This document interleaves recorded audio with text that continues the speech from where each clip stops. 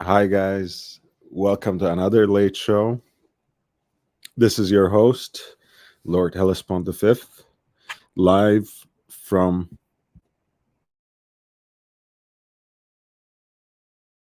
an undisclosed location.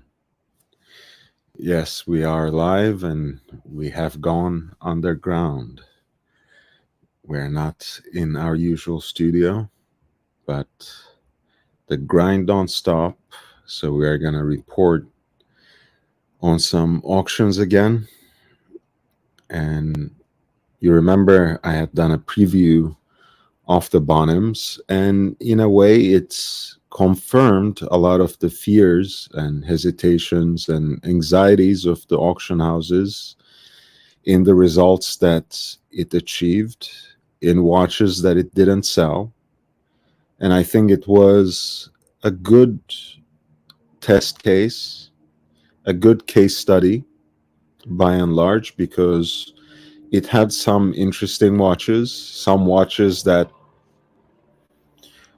that are collectible, that have their own niche. But most of these watches were not really hype watches. Most of these watches were not watches that would be able to resist or escape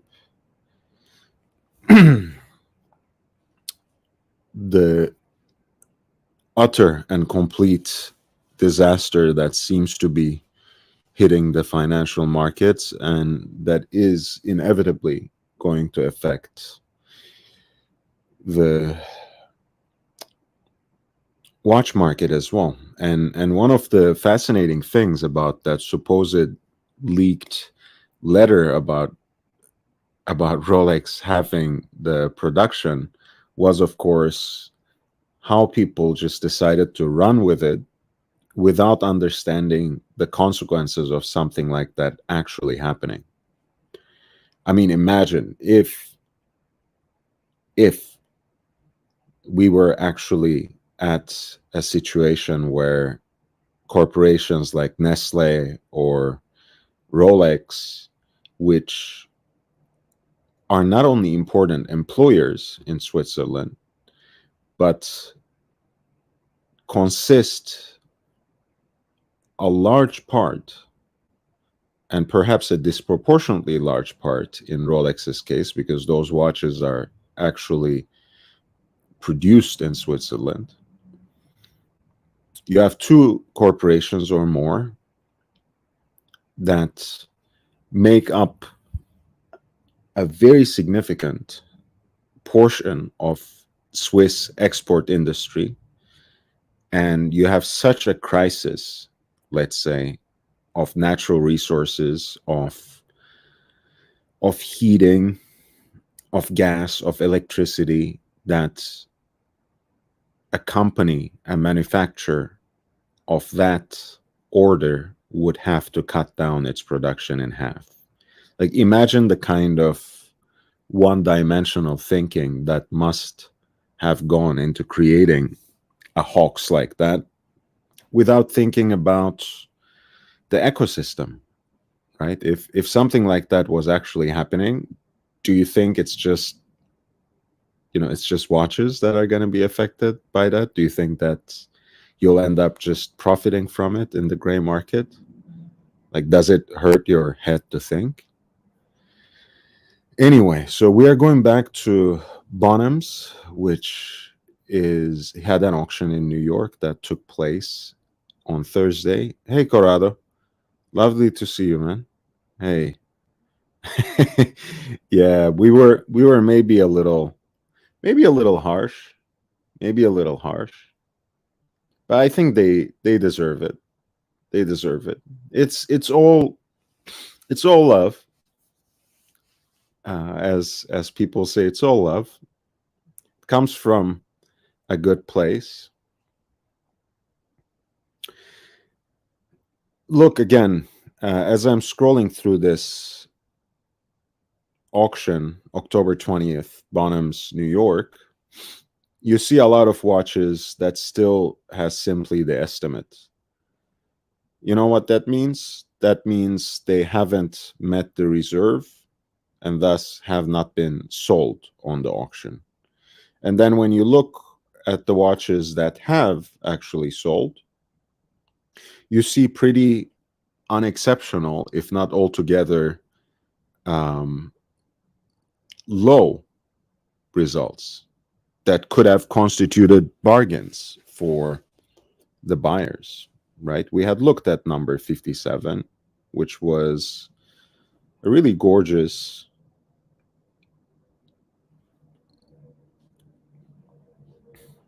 beautiful lugs Vacheron Constantin dress watch, old enough that you have Vacheron et Constantin on the dial, from the 1940s.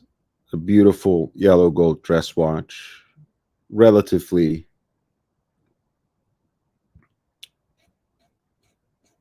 large, nicely proportioned for a dress piece.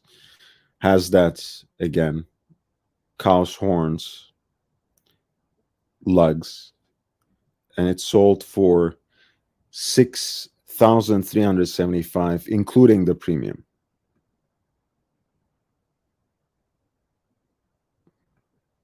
Now, we had a 60s Calatrava at lot 58 that came with the certificate of authenticity, or rather an archival extract, reference 2481.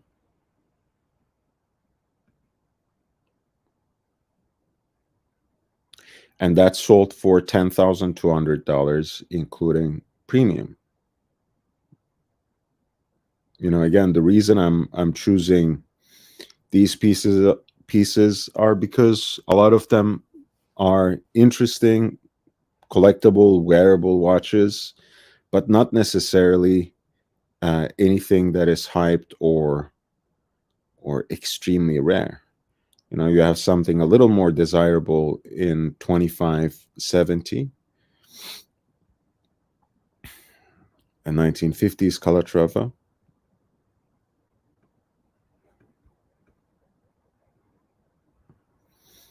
You know, honest condition, not extremely well preserved, but not particularly abused either. You see how crisp that hallmark is. And that sold for $35,000 roughly, including the premium.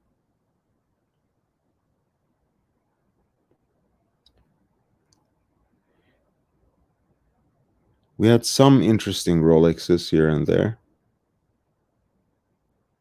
For example, the Reverso Squadra we were looking at, less than $4,000, including the premium, at lot 75.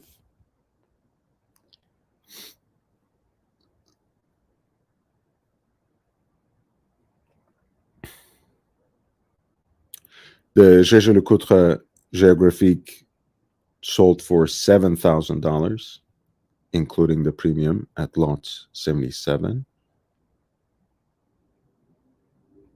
Right, the world time.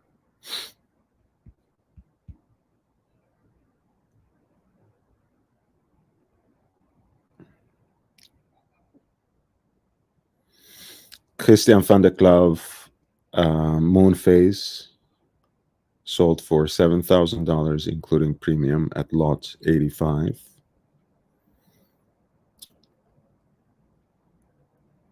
The Universal Genève late 40s, early 50s tri-compacts sold for $9,500.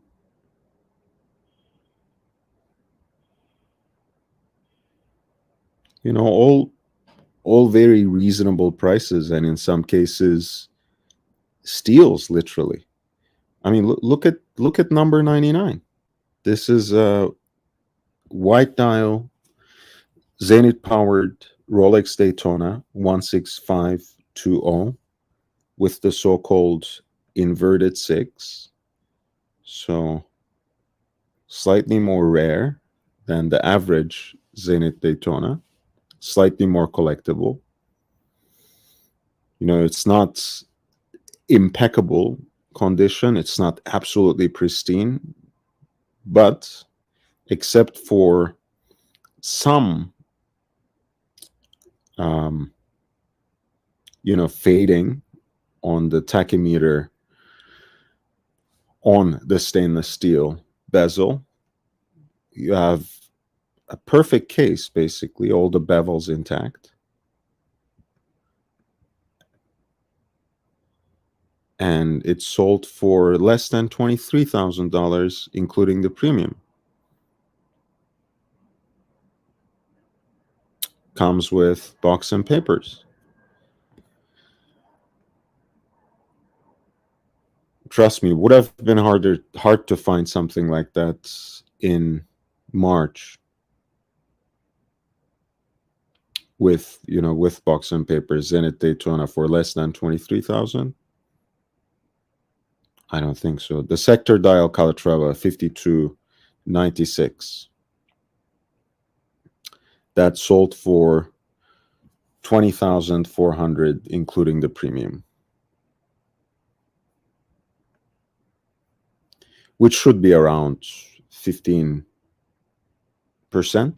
the premium. So you figure the rest out. You see, for example, extremely collectible. This went for a respectable price, but again, nothing outrageous or record breaking. Lange 1, black dial, black on black, so the so-called Darth Vader, sold for 44,475, including the premium. This is one of the best performing watches on this auction, lot number 108. The Gondolo didn't sell, right? This 3919 Patek Philippe Calatrava didn't sell. The Millennium Edition 5032 Calatrava didn't sell.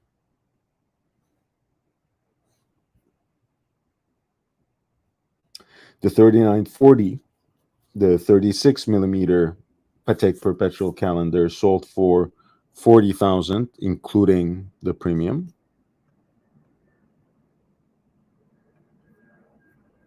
The 3970 at lot 113 that had this strange case of oxidization, which may have brought its price down, but it didn't break this, 6 figures as they tend to, even though it comes with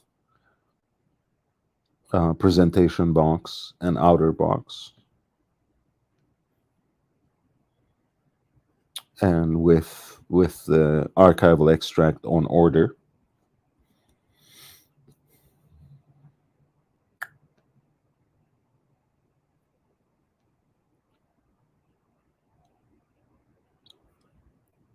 The head only 5513 didn't even sell, right? With that NATO strap, Bonham's NATO strap that we made fun of, that didn't even sell. Another Zenith Daytona, white dial 16520, sold for 21,675, including the premium. The two-tone version didn't sell. The white gold Daytona on leather strap with the matching buckle, with the meteorite dial, sold for 31,875, including the premium. That is reference 116519. Right? Meteorite dial, white gold Daytona.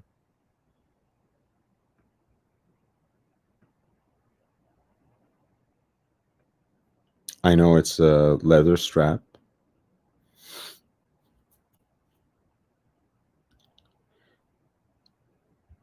That comes with box and papers. pretty good condition. Again, used but not abused, worn but not worn to bits. Less than $32,000. And I guess people are joining us now in recognizing what is going on in the watch market finally, that it's not just a correction, right? Something's happening, whether you want to recognize it or not.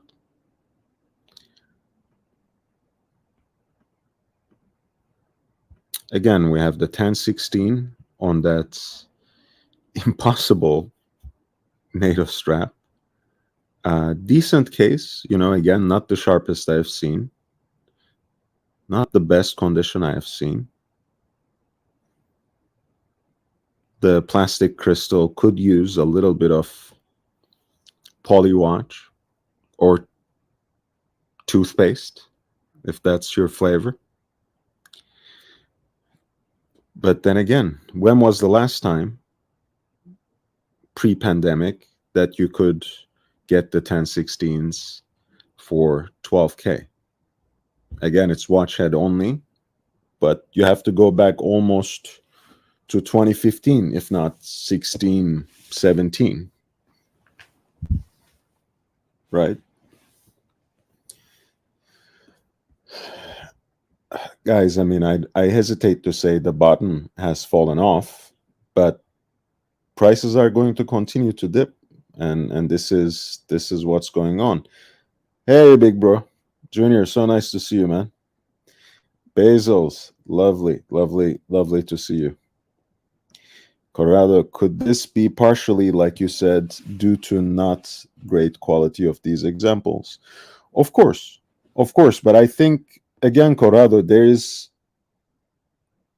makes them a good gauge and that makes them a bad gauge, right? If it were your usual Philips curation, which has like all hits, right? 15 18s, 5970, Comex, Submariners and Sea Dwellers, 5114 and other sort of mil spec stuff, Rolexes with military provenance or celebrity stardust.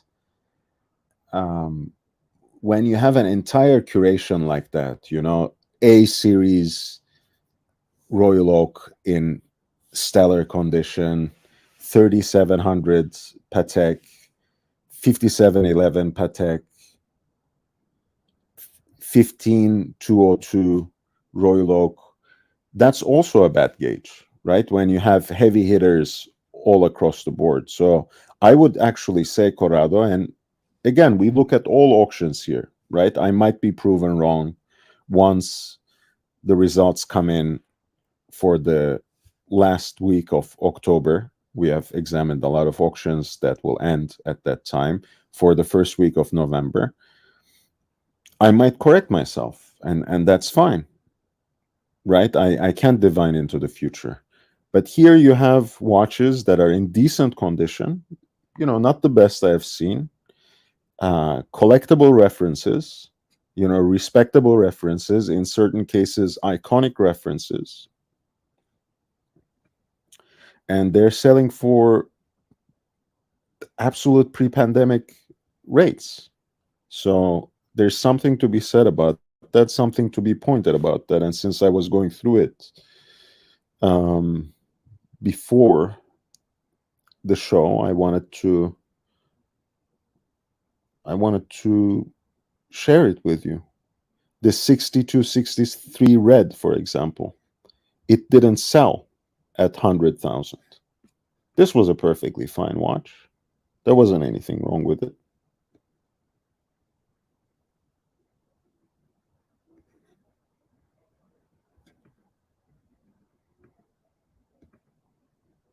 Once again, not necessarily the one in the best condition I have seen, but it's not unacceptable either. Could have had thicker lugs, I guess. I'll give you that.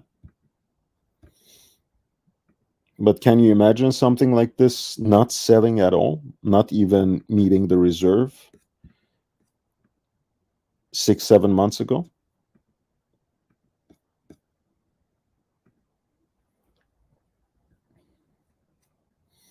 6238, the pre-Daytona chronograph with the silver dial, didn't meet the reserve at 60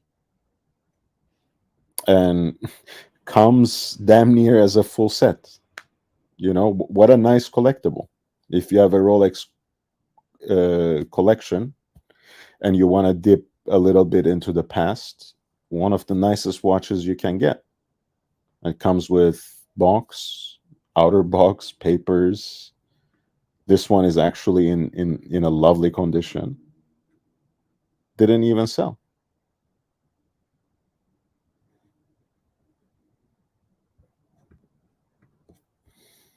So it says something. I know Bonhams is a little out there, right? It's not today's Phillips. It's not yesterday's Christie's either.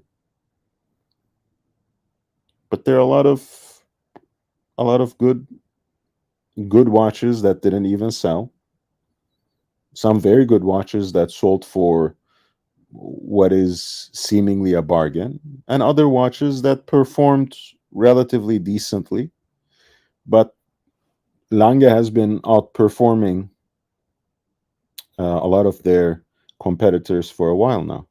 Bezels, yes, thank you. It is working, but hey, maybe it's just working for Bezels. So if you want to test if the super chat button is working, feel free to try. Thank you so much, Bezels. And Peeping Time, nice to see you. So I wanted to start with that again. The Star Wheels. I've seen them selling for 50,000 and more by the beginning of the year. Remember when Swiss was on the panel a little more than a week ago, and he was telling you guys that this is a watch that will take off. And I've completely agreed with him, except to say, hey, it has already taken off. No one cared about the Star Wheel 5, 7 years ago. Now at least it has its own circle of aficionados, of enthusiasts. And these started, and I was saying that because they had started selling for 40, 45, $50,000. This one at lot 106, reference 25720, sold for 38,175, including the premium. So that's again, take out your calculators, especially I'm talking to the gray market tradesmen, the hype masters. Take out your calculators and tell me, what is that 80% off? Is it just 20%, or are we seeing a trend that's bringing them further and further down? Because I remember seeing these selling for 50,000 before the coming recession. But I won't belabor the point. I will continue with the Antiquorum lots. We have looked at a number of nice Blancpain watches. Lot 73 was a perpetual calendar flyback chronograph in steel in an extremely wearable size of 38 millimeters and had a starting bid of $8,000. We have at lot 75 something that mixes an elite complication like the perpetual calendar with what is a signature complication for Jaeger-LeCoultre in Grand Réveil, right? The alarm watch. I know the design is not the most attractive, especially compared to what we are used to seeing from Jaeger-LeCoultre, but it is an interesting watch and it's a very complicated watch. 18 karat pink gold, one out of 250 examples in a limited edition. And it has an estimated value of 6,500 to 9,500. Again, it might be a conservative estimate, but we have seen that sometimes they don't even sell with those conservative estimates. We have looked at the Audemars Piguet perpetual calendar, 5-digit reference at lot 77, classically proportioned at 36 millimeters, with a starting bid of 10 and an upper ceiling of 15,000 US dollars. We had looked at the Tank Américain at lot 79 by Cartier for the 150th anniversary of the Swiss Confederation, with the Swiss crosses at the center of the dial, as you remember, 150, one of out of 150 examples, and with an estimate between 6 to 10,000 Swiss francs.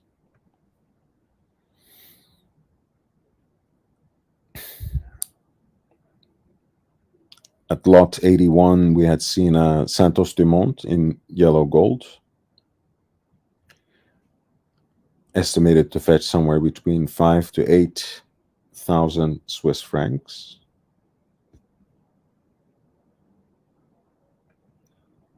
The beautiful limited edition white gold Piaget dress watch with a unique lapis lazuli dial. What an elegant piece. Happens to be a limited edition again of 50 pieces, number 9 out of 50. At 35 millimeters, some might say it tends to be on the smaller side, but perfectly acceptable for a dress watch, especially for something like this that already announces its presence with that unique stone dial. And lot number 86 is estimated to fetch something between $6,000 to $9,000.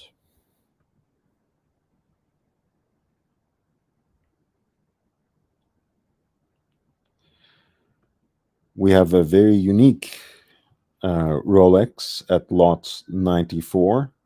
Of course, King Midas has its own collectors by now. This is the smaller sized version, 9904. The Queen Midas comes with its presentation box, with the urn, so to speak, right, with the kind of urn for which John Keats composed some choice verses.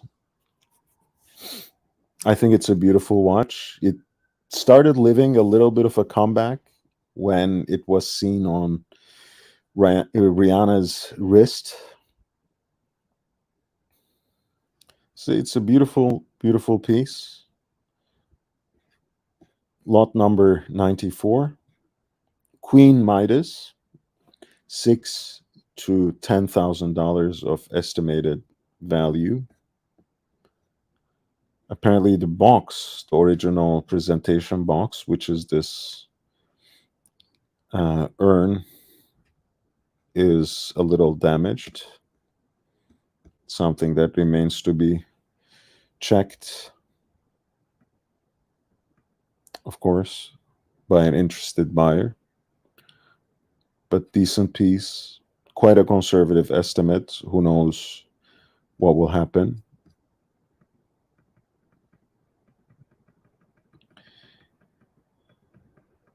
Number 98 is really interesting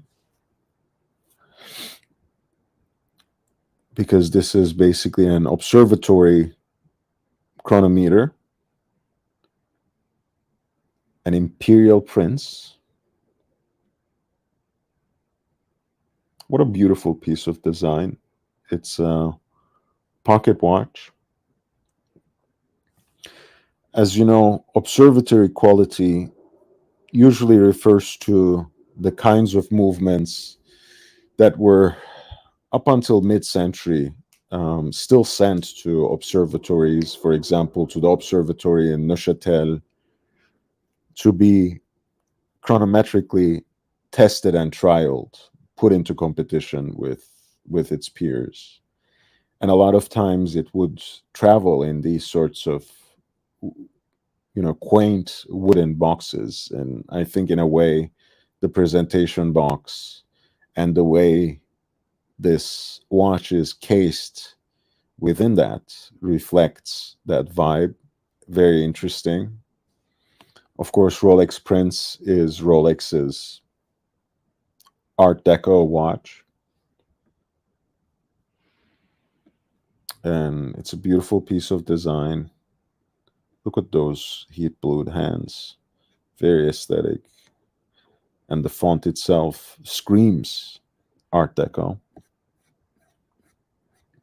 Imperial Prince, unique piece at 98, with an estimated value of $8,000 to $14,000, and it's in 9 carat white gold. And of course, look, I mean, sometimes people get stuck at 18 karat, and I understand, from a modern standpoint, usually if you want a precious metal piece, you want it in 18 karat, if not more.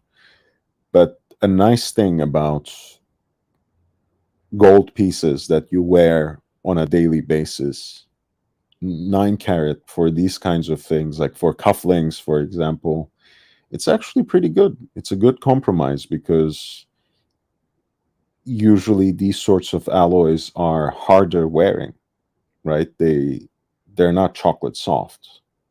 So, this could be an interesting entry point to the right person into the world of pocket watches. Reference 1586, roughly from 1940, Rolex Imperial Prince at lot 98, with an estimated value of 8 to 14,000 Swiss francs or dollars. And as I said, even that range of the estimate should give you an idea about the uncertain times that the industry is facing right now.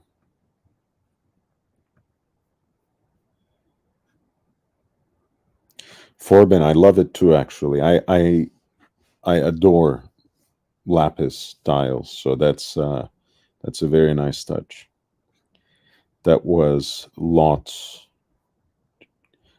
86, limited edition Piaget white gold dress watch with a lapis dial.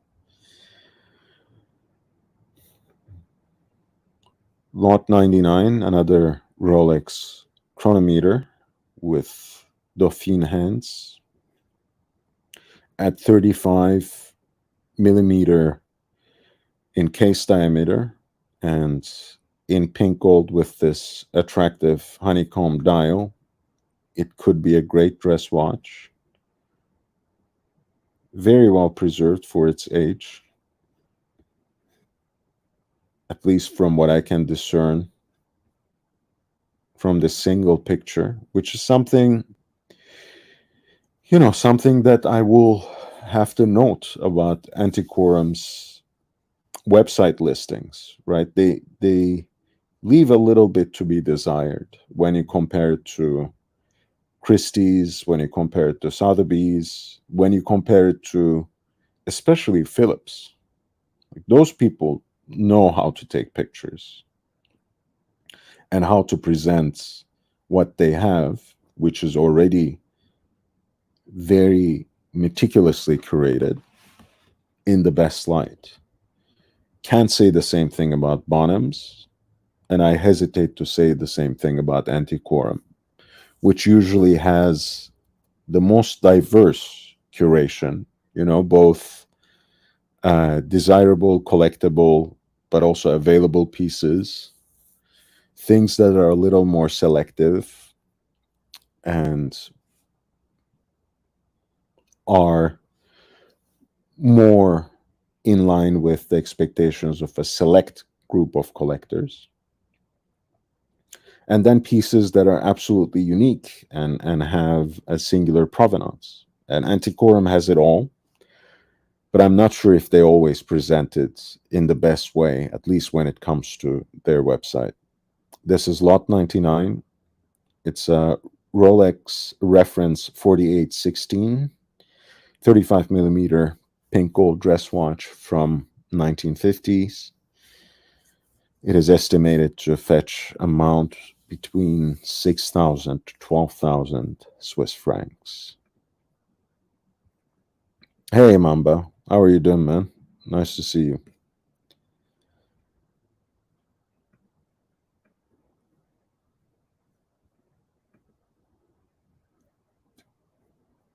Yeah, I miss going to Michigan. Some great Middle Eastern food and Middle Eastern desserts all over the place.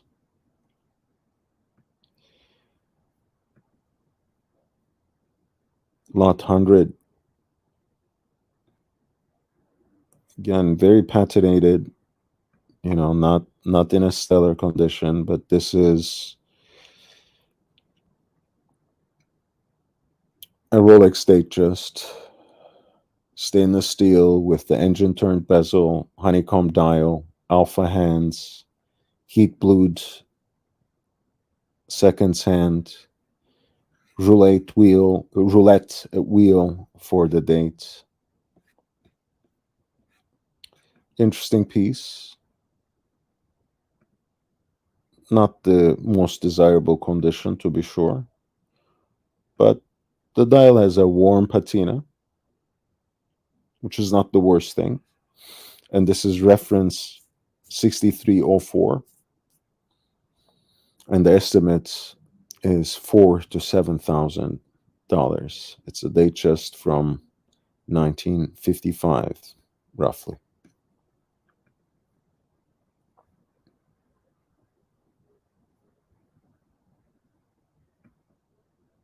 And listen, I mean, it's this kind of watch, for example, that is the best gauge for what is to come. Right? And I'm not saying this by focusing and fetishizing one particular model, right? We can't talk about the entire market based on one result of a single watch on an Antiquorum lot. But these are the kinds of watches that you would look at to understand where the market is going. If you collect enough samples, how 14060 performs, in various different kinds of condition at different locations on the globe, that is absolutely a good gauge of where the market goes. And just the estimate should tell you something. Right? Again, of course, in 2010s, like up until 2015, 2016, these watches were dime a dozen. A lot of them you would find on the secondary markets as head only, on some sort of NATO strap. And you could easily grab them for $3,000-4,000 easily. With 4,000, you would probably expect a bracelet. And there we go. You have a 5-digit, no date, 2-liner Submariner. And it has a starting bid of $4,000. If it ends anywhere like that, that's a good deal. So that's the specific thing I can say about that. But when you see these kinds of Rolexes performing at that sort of level, you know, $4,000, $5,000 all over the place in auctions, $6,000 at most, you know, including the buyer's premium, then you have to come to terms with the fact that the market is returning back to a normal. There's no new normal anymore that has set in with the pandemic, right? That was a unique time. That's not going to come back. The gray marketeers and anyone and everyone who is selling watches has to be more realistic now. And you're seeing the results. Like, it's not a coincidence that people start getting calls from their ads now. Just someone in Watch Nicholas's discord, um, with no spending history, with just 2 months of a wait, he got a call for a Batgirl or Batman with the Jubilee bracelet, whatever you want to call it. So that's again, it's not the most desirable watch in the Rolex lineup, but everyone is dying for a GMT Master 2. GMT Master 2s have eclipsed Submariners in the Rolex sports lineup, in terms of what is available in the contemporary market, right? Daytona obviously is sitting at the king as the king of the hill. But there we go. We are returning back already to normals before the pandemic, and things can go further down as well. I think the prices will continue to dip. And this is lot 104, reference 1060. This is one of the last of the two liner Submariners with no date. Absolute perfection, if you ask me. Very wearable, very much in line of a daily driver. And the estimate is somewhere between $4,000 to $7,000. Libro Grande, I will send the link. This is Antiquorum Geneva, November 5th and 6th. Good night, Junior. So nice to see you. Good night. Take care of yourself.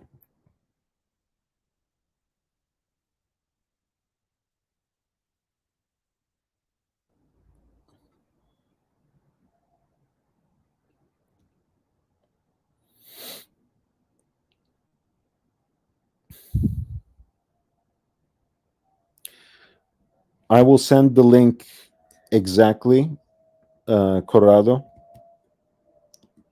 so you can check and decipher for yourself. But Antiquorum actually has a whole PDF for their grading system. But to quickly explain, C is their grade for the case. D is obviously their grade for the dial. M, you will guess, is for the movement. And then the one that they mark with their initial, the letter A, is the overall opinion. So when it comes to, for example, 1680 here,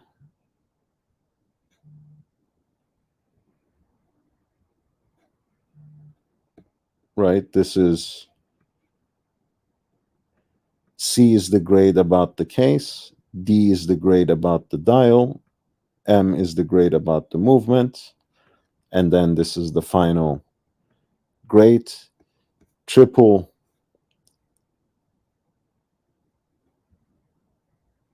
so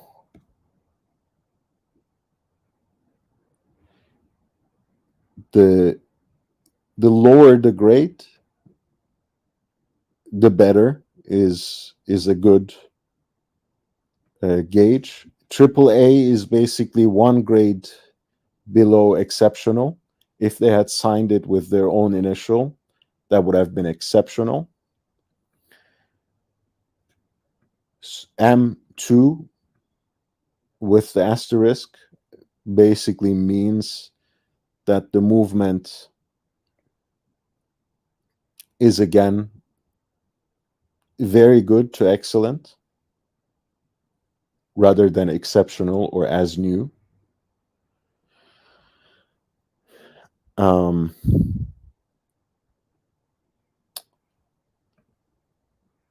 other than that, specific numbers I have to look. For example, 40 here for the case. It refers to slightly repolished.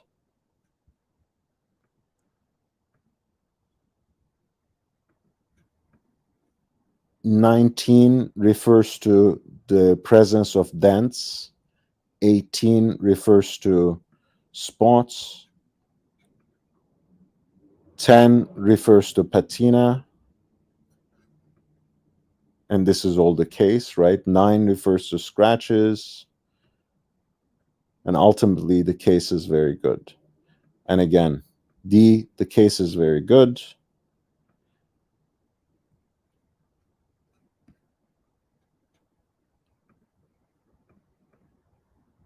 Right? 10, the case is patinated. The dial is very good. 10, the dial is patinated. And M2, the movement is very good with a qualification clearly. And then AAA means it's a very good watch, but not exceptional. And I think that's a fair assessment in this case, right? The dial has a very consistent patina, might not be the most desirable to everyone, but it's not refinished or reloomed, which is a virtue. Thank you, Libro Grande. De nada. Je vous en prie. Fats, thank you so much. 10 pounds sterling upvoted on the way out. Keep the content coming. Hey, it's coming. It's always on the way. There's more to come. It's been a busy weekend, but here's a single red 1680 Rolex Submariner with the folded link bracelet, period correct, because the watch is right around 1970, and the estimate is $28,000 to $38,000. It has the original booklets and the chronometer certification, so pretty decent example, right? So how this performs could be an interesting sign. Again, I wouldn't decide with a single result where the market is going, but a 1680 in a good condition can tell us something, can serve as one sample, legitimate sample. But yes, the grading system is hard to decipher. If I were to translate it in every instance, it would take us 10 hours to go through every single Antiquorum curation. So I won't do that, but I did link the PDF there. So here is a very nice 5513, a cousin of mine, so to speak. Comes with its original papers, but not its original bracelet. In a good condition, not very good, right? This is AA rather than AAA, as you can see. And the estimate accordingly is 13 to 16,000.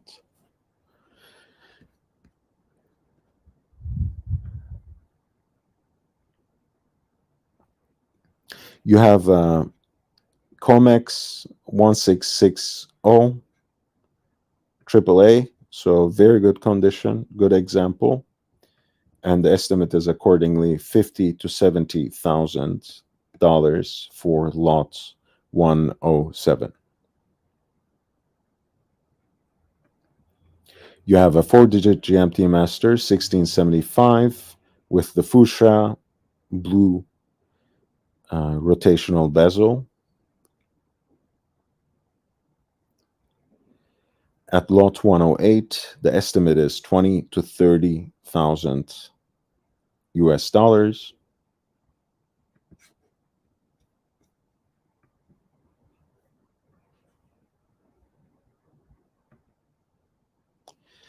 At lot 109, you have an Explorer 2 with the polar dial, the 5-digit iteration 16570, box, papers from 1997, so still with the tritium dial, which has only slightly patinated, and you see the lower thresholds. The reserve price is 5,500. So let's see how it sells, right? But again, these before the crisis, these polar 16570s had started trending for 5 digits, right? And you see now they're back to solid mid to high 4 digits in terms of pricing. So all these are signs, we can continue to disregard them even as they slap us on the face. In one of the languages I know, people say they spit in your face and you think it's raining. So that's the condition of the gray marketeers. People are, the market is basically spitting in their face, and they think it's raining, but the rain ain't stopping anytime soon. It's coming down. It is coming down.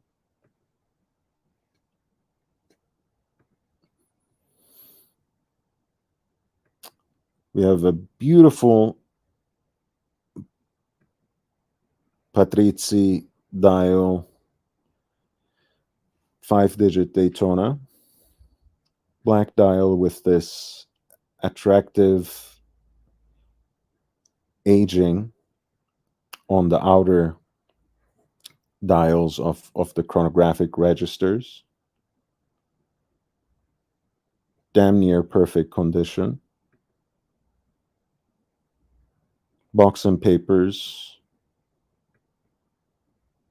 Hang tag if you care about such a thing. Calendar card. The chronometer seal. AAA rating. And you see the estimate, 45,000 to 65,000.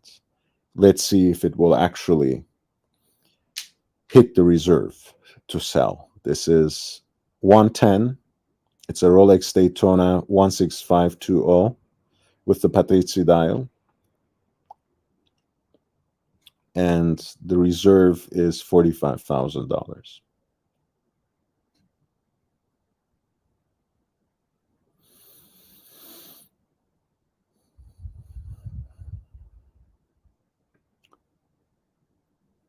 We have a gorgeous white gold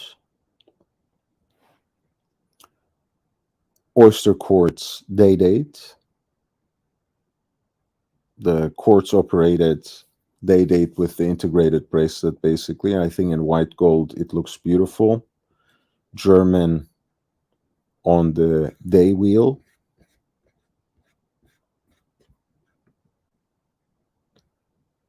Comes with papers bought from a Munich based, I'm assuming.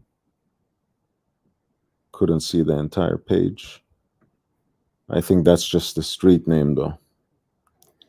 So I don't know. It could be Münchner Straße or something in some other city. So wouldn't know, but retailed in Germany, that's for sure. 19019. Love the palindrome reference. Oyster Court Stay Dates in white gold from 1980. 20 to $30,000 of estimated value, and that is lot 119.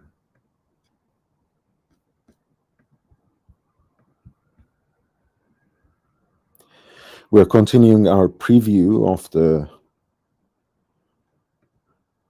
upcoming Antiquorum Geneva auction that is going to take place on November the 5th and 6th. Important watches, important contemporary and vintage watches and jewelry. Interesting and lovely pieces.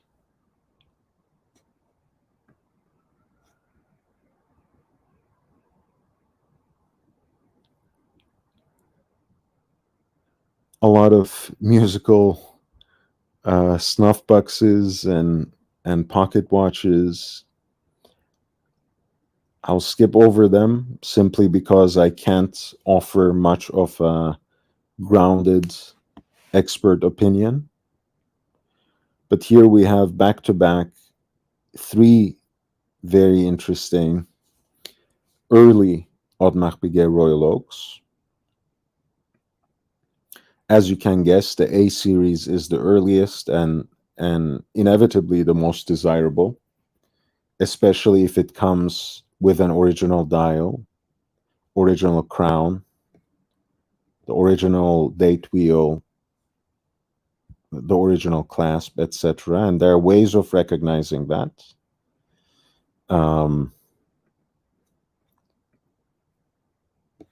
From the font on the dial to the placement of the AP logo to the writing under 6 o'clock to the font of the dates, whether the crown is signed or unsigned, what kind of signature is there on the clasp. All of these things are elements and details that you need to study and know if you want to buy the right example, buy the correct example, buy the authentic example when it comes to these sorts of watches. And I'm always here to help you out, always here to guide you through a purchase. If you're interested in doing something like that, you can always feel free to email me at lordhellespont5@gmail.com. That's lordhellespont@gmail.com. And I'd be more than happy to help you find the best example of the watch that you are looking for, that you have always wanted to acquire. And I can do that with single pieces. I can do that with entire collections, in fact. But of course, I have my strengths, and certainly the original Royal Oaks are one of them. 5402 A series, about 2,000 pieces in the series. So this is one of the first 200 examples ever produced. Number 190, in fact, to be specific. And it's recently serviced, evenly patinated on the dial. Right, it's very, very rare to find something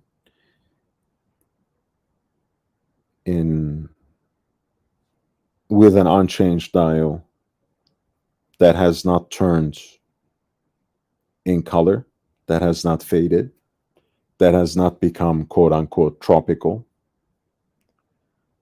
So this is not a bad thing at all. Although, of course, I would myself, if I'm actually playing in that segment, also want to get something a little,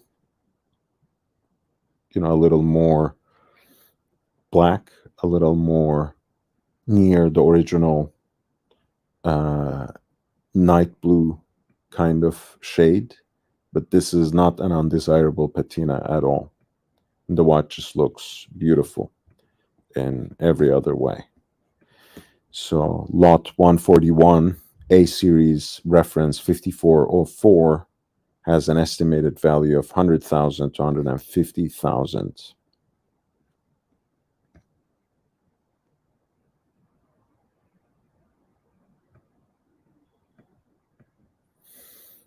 You have something from B series.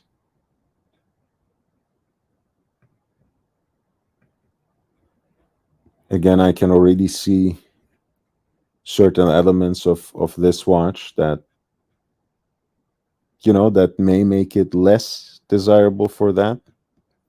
It has its original warranty and instructions, apparently, for those who care. It has some sort of AP box from a later period, has been overhauled by Vempe, and the clasp has been changed apparently by AP. And you can see how the price reflects what I have implied, and this is 45,000 to 65,000. Because there are parts of it, of this B series Royal Oak reference number 5402, that make it less than original. This is number 140. Peeping Time says, I guess Kanye is live on YouTube. Man, I'm gonna show you something funny about that. I laughed about this a lot because if you know, my particular gripe with the grizzly anti-Semite. But a deli here in Los Angeles posted this photo of some crooks who were hanging up anti-Semitic slogans on a highway overpass, saying things like Kanye is right, honk if you know. And Wexler says there's no place for this kind of hate in LA, the US, or anywhere. Free matzo balls to anyone that wants to throw one at an anti-Semite's head. I'll go claim mine and throw it in the direction of Venice, if you know what I mean.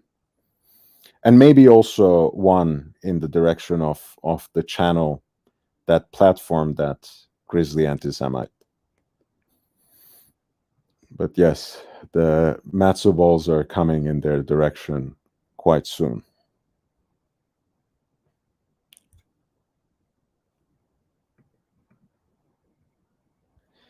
Back to the auction review.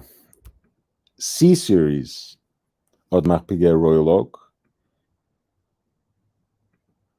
Honestly, I would prefer this certainly to the B series example.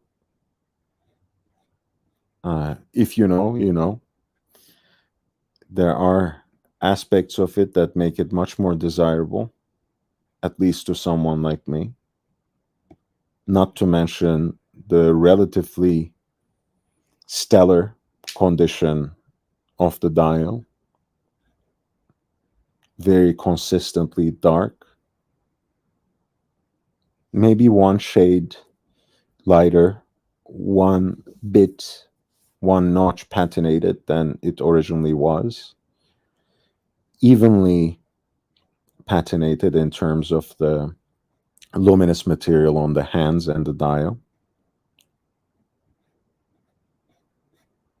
Beautiful shape, very crisp case, that has the chamfers intact, that preserves the contrast of satin brushed and mirror polished surfaces. Just a lovely look, honestly. The original reference of the Royal Oak is a kind of watch that is really special. It's like a four-digit sub. You know, if you like these sorts of watches, if you like vintage sports, it's hard not to hold one of these in your hands and immediately think of it as one of your grails. For me, it's an absolute grail. I don't know if I will ever be in a position to get one, but I guess that makes it properly a grail. And this is lot 139, a Royal Oak Jumbo Extra Thin C series.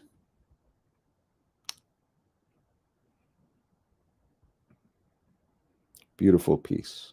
Late 70s, estimated value of 60 to 80,000. And as you see, this has a higher estimate than the B series, and I basically already told you why.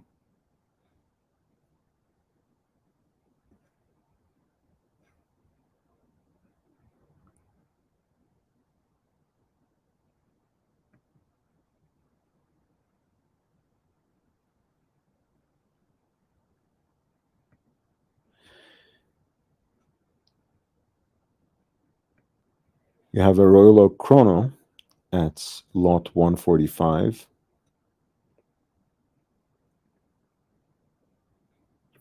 Hi, Bruce G. I'm feeling a little under the weather. I don't think mine is COVID, but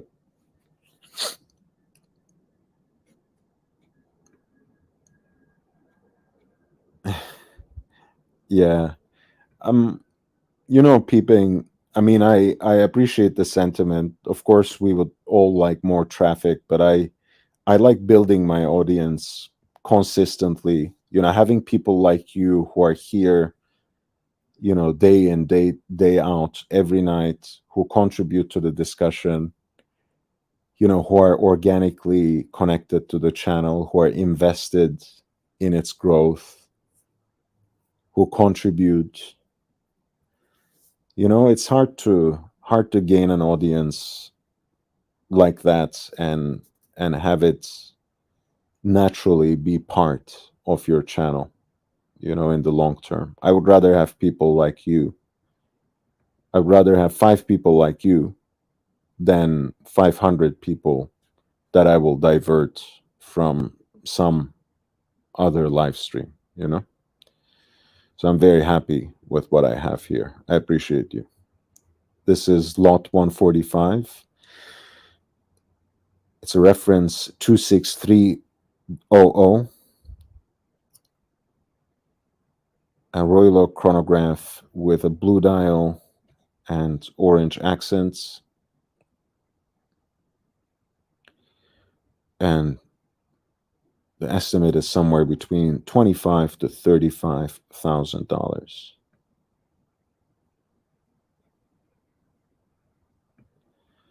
I've never been a huge fan of Royal Oak chronographs, so that might well be why I passed over it relatively quickly. But as always, guys, let me put the link again there. So if there are any lots that you want me to take a particular look at, dwell with, and think about, feel free to write them in. If you super chat it, even better. But I'm here for you in either case. And here's lot 148. This is an Audemars Piguet Royal Oak perpetual calendar. At 39 millimeter, it practically uses that classic Royal Oak jumbo case, similar dimensions, slightly different proportions. This is 25/654 in steel, I think it's a beautiful watch. Of course, carries a heavy premium because of that particular shade of the blue on the dial, the Yves Klein blue, which I think is something that simply the collectors call it. I'm not sure if Audemars Piguet actually advertised it as such,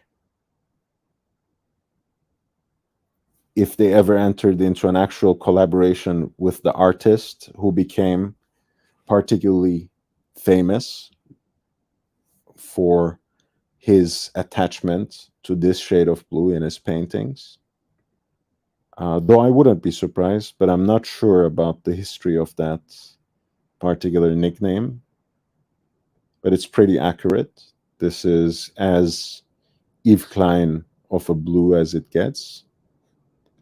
And I think it's a very pretty shade of blue, and it fits, I think, the ethos of the Audemars Piguet Royal Oak, especially in this complicated way.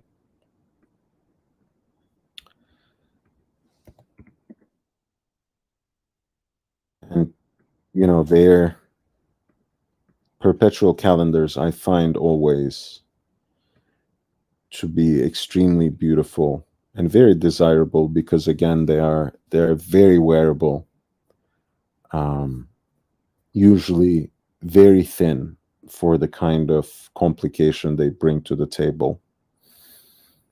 In this case, you have a rare example with that dial color, damn near a full set, recently overhauled, so recent service, which may add some sort of value, especially for a complicated watch from Audemars Piguet.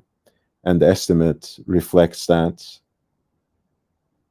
and the value is $150,000 to $250,000.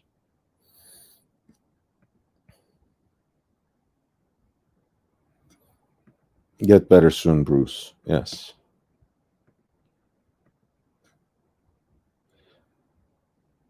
Next, we have a 4-digit root beer with the nipple dial, applied crown 1675/3 on its bracelets. Nice fat case that has seen polish, but that hasn't necessarily lost its original contours. Something similar can be said about the bracelet.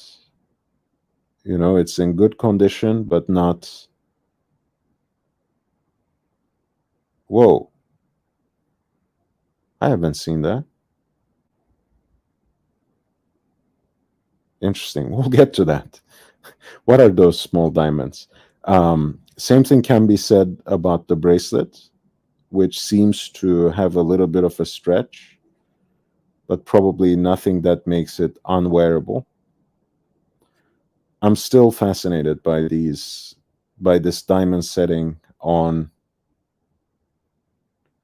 the bezel, which I've never seen on a two-tone Rolex watch. At least not on these sports models. Okay, it's customized. All right. I don't think that was factory.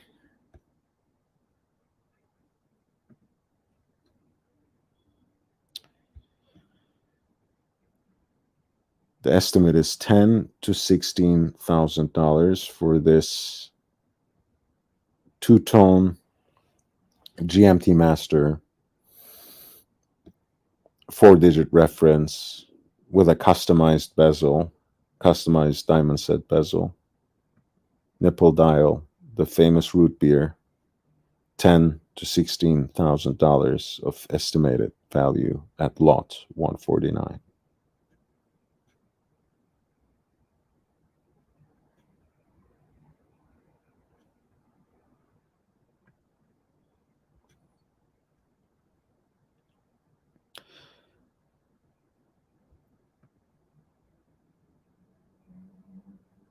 Very nice late example of 16710. Box and Papers, sold in February 2006.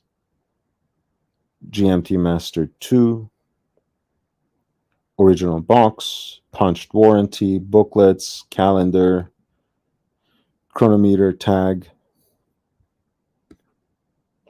And this is lot 151 and estimated to fetch somewhere between 7 to 10,000 US dollars or Swiss francs. Again, look at that pricing, right? That wasn't really the case. Hit the like button, guys. That really helps quite a lot. And if you have just stumbled upon this broadcast, I'm here with Watch Talk every day.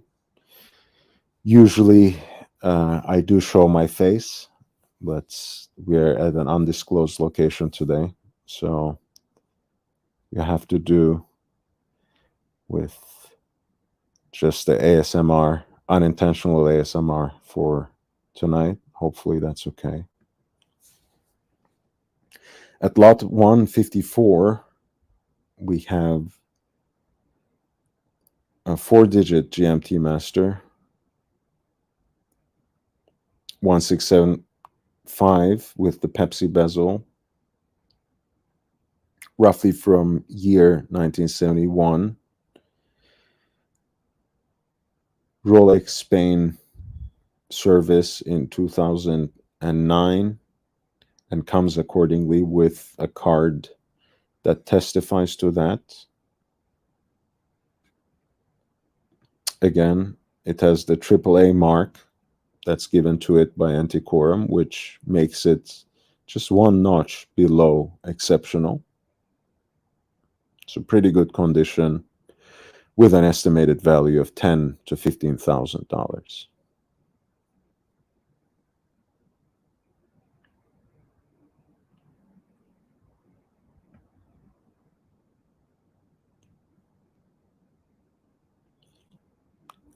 Beautiful 5-digit Daytona from that period of time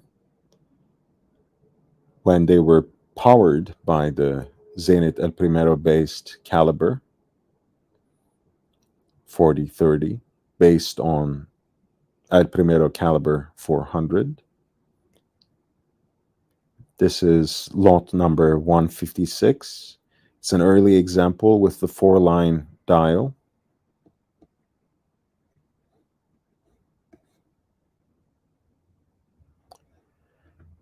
And it has a pretty, relatively high estimate, somewhere between 30 to 50,000.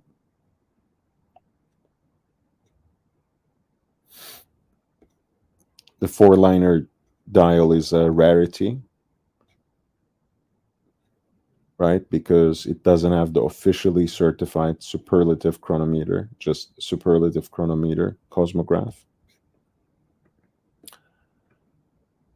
Again, we'll see how this performs. It could be an interesting sign, just part of a sample, but an early example of a 5-digit Daytona priced around $30,000 to $50,000 at lot 156.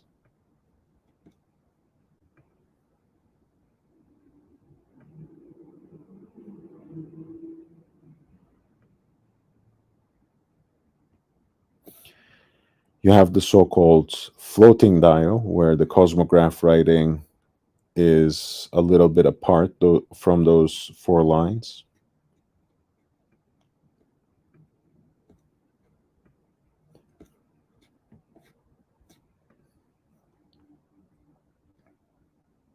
Again, an early example, 1989.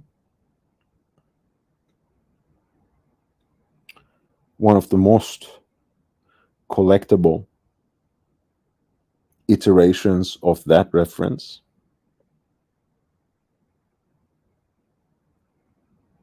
It's a lacquer dial, but because of the way it looks, because of the way these white dials look, oftentimes you will hear them called porcelain because it does look like that. As you see, this time it has the exceptional grading from Antiquorum. So a very good example of the reference. 157 is expected to fetch somewhere between $90,000 to $130,000.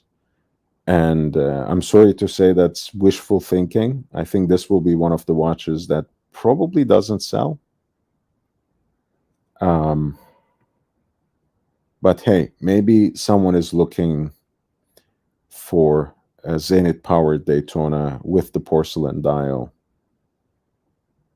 And this has papers too, is in a pretty exceptional condition. Who knows? Maybe this one will sell, but I think it's priced very optimistically, let's put it like that.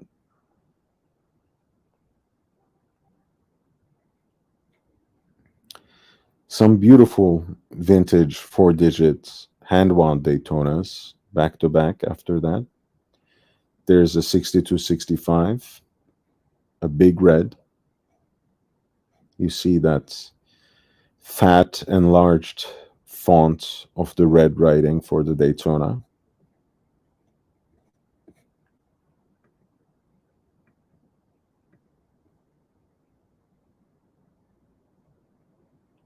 A later bracelet, I believe. $50,000 to $70,000 of estimated value for lot 158. That was a Daytona 6265. You have right after that the 6263 silver dial with these chronograph counters that have aged into a very attractive shade of maroon, absent of a Daytona writing, just branded Rolex Oyster Cosmograph 6263 with its original Oyster riveted bracelet in stainless steel. A beautiful example, expected to fetch somewhere between $80,000 to $120,000. That was lot 159, a Rolex Daytona 6263. We have looked at lot 160, that is Sergio Vieira de Mello, his personal stainless steel Rolex Datejust, reference 16030. Sergio Vieira de Mello was a high-level Brazilian diplomat who also served as the High Commissioner for Human Rights at the United Nations. He was killed in Baghdad along with his colleagues. I think we lost about 22 people in that. The family put up his favorite watch, his daily driver, for auction here at lot 160, and the estimate is somewhere between $20,000 to $40,000.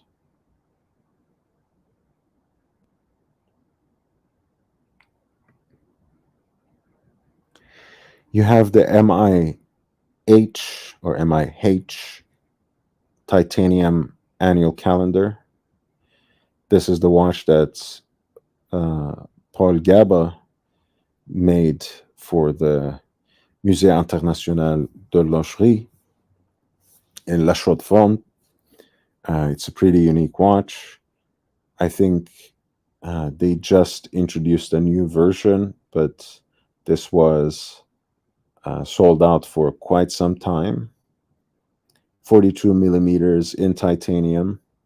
Pretty unique piece, and is an actual annual calendar, so quite impressive. You know, day of the week, month, and date. Very minimalist, but very useful watch that simply uses a modified Vajra 7750 caliber. Pretty impressive piece. With a chronograph counter on the reverse as well, so kind of an annual calendar chronograph, in fact.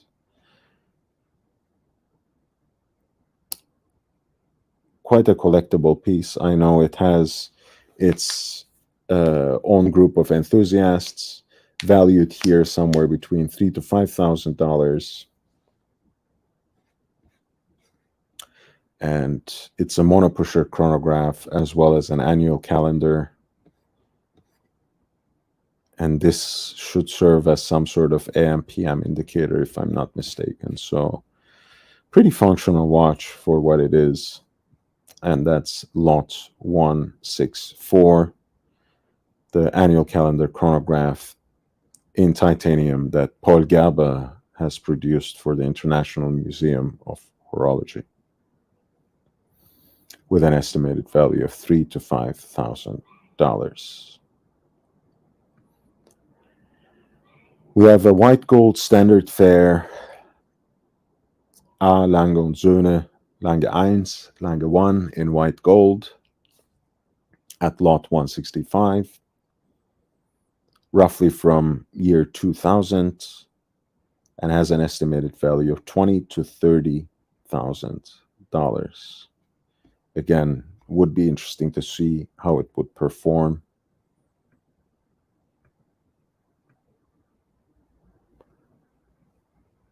They had started creeping up in price right before the recession started showing its first signs. And these days, the prices have been falling, perhaps to the pre-pandemic ranges. Not quite yet, but we'll see. I think they have some ways to go yet. Let's go for something a little more unique. This is one of Lange's new age flagships, one of the most steampunk designs known to man. It has that retrofuturistic expression of digital display of time in a mechanical watch. This is reference 140.029, Zeitwerk in white gold with the black dial. Both the jumping hour and jumping minutes are expressed digitally and in a similar fashion to that famous 5-minute clock that adorns the stage of the Dresden Opera House, that was in fact made and executed by the ancestors of Walter Lange. And this is a piece from 2019, sold in 2016 and serviced in 2019 through Pendulum Bangkok. And the service was done by A. Lange und Söhne in Germany as a complete overhaul. And the estimated value is $40,000 to $60,000.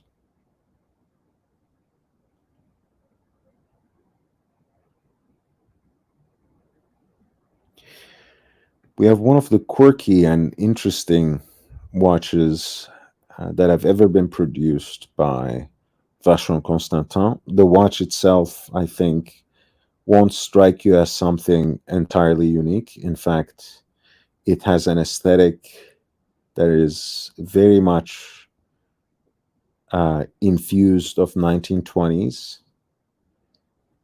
which has been very prominent in the 1990s through Frank Müller's designs and models. Even the fonts and placement of the numbers, of the numerals, can tend in that same direction.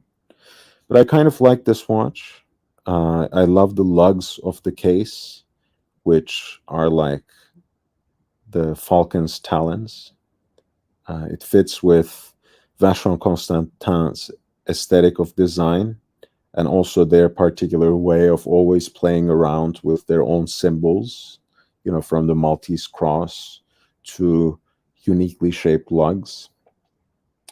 And this actually has the very same caliber that powered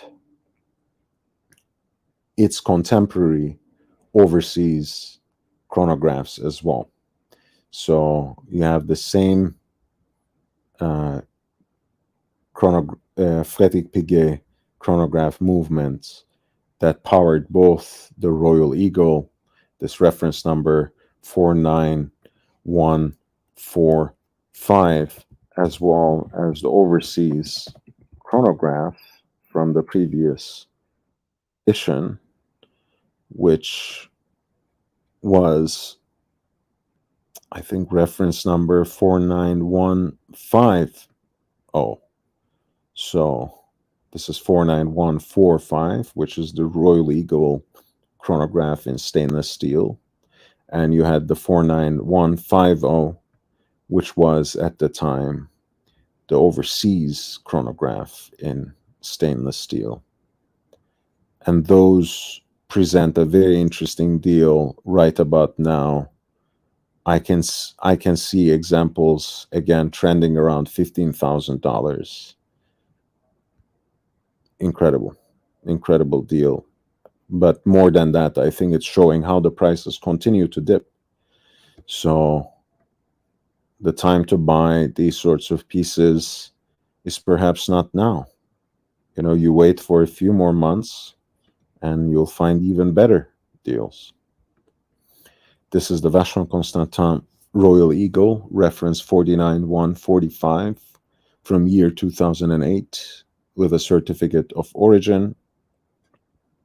Has the same Frédéric Piguet chronograph caliber 1137 that was also in the contemporary overseas chronograph, and the estimate here is $3,000 to $5,000, an absolute steal. If you're into a tonneau shaped case, you are getting a chronograph from Vacheron Constantin, and it's actually listed without reserve, so it can be even cheaper depending on how things go. This is lot 169.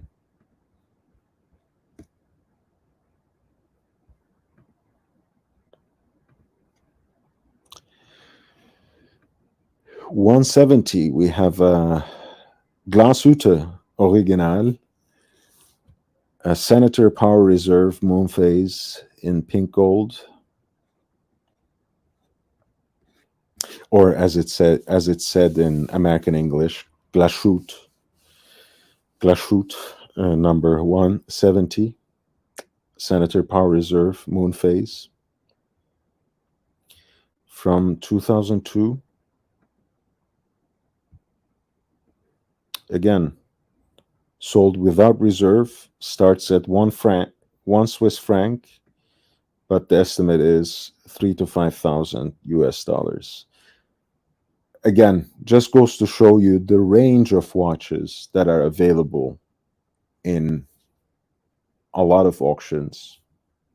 It's not only for watches that sell for the equivalent of a middle class home in middle America,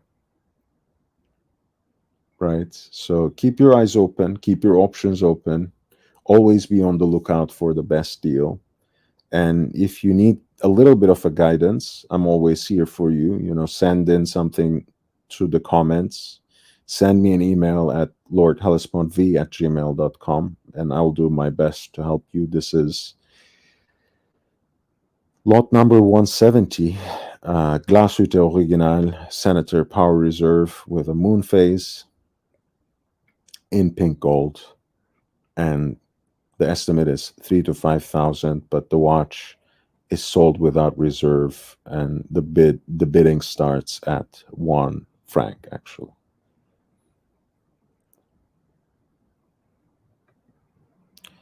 You have at 172 a master control perpetual calendar, 90s black dial, which, believe me, makes the watch a lot more legible.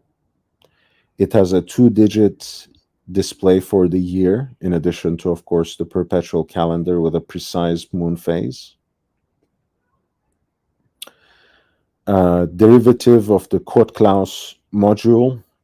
So you have single pusher for adjusting in a synchronic fashion the entire perpetual calendar. You have a day and night indicator right there. Very beautiful wearable execution of the complication that might otherwise be understood as being reserved for the elites. 37 millimeter, beautiful dress watch by Gégé Lecoutrin, part of their Master Control series, in stainless steel. Lot 172 has an estimated value of $5,000 to $8,000, and once again, this is a piece that is sold without reserve, so bidding actually starts at $1.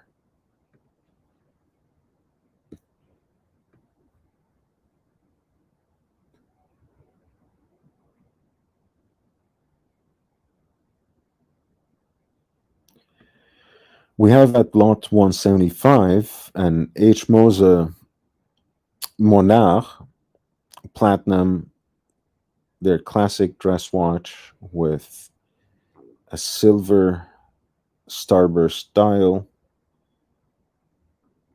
I think it's a beautiful piece from roughly 2006. Reflects more of their classic aesthetic rather than the more recent signature, fumet dials and everything, and the quirky experimentalism that characterizes their most recent watches. But in a way, this is also a Moser watch through and through at 41 millimeters. It is like a contemporary execution of the dress watch aesthetic, just a three-hander.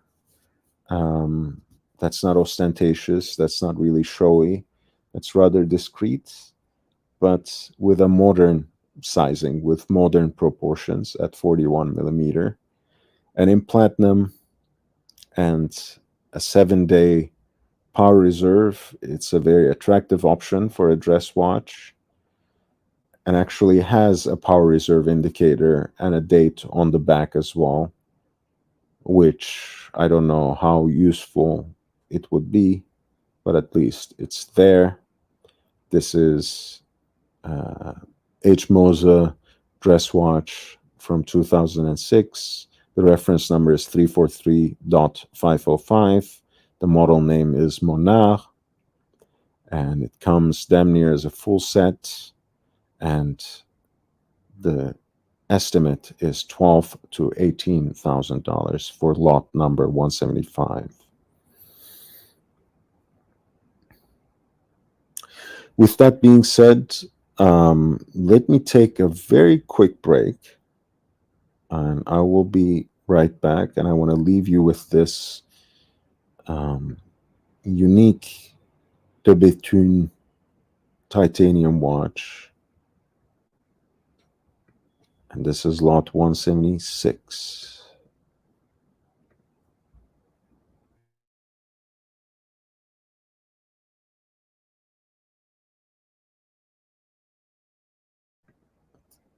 Yes, Bruce G. I think the Royal Eagle is a very attractive option actually for a chronograph. Hit the like button, guys, if you haven't already. I'll be taking like a 2-minute break to get a quick drink of water, but I'll be right back.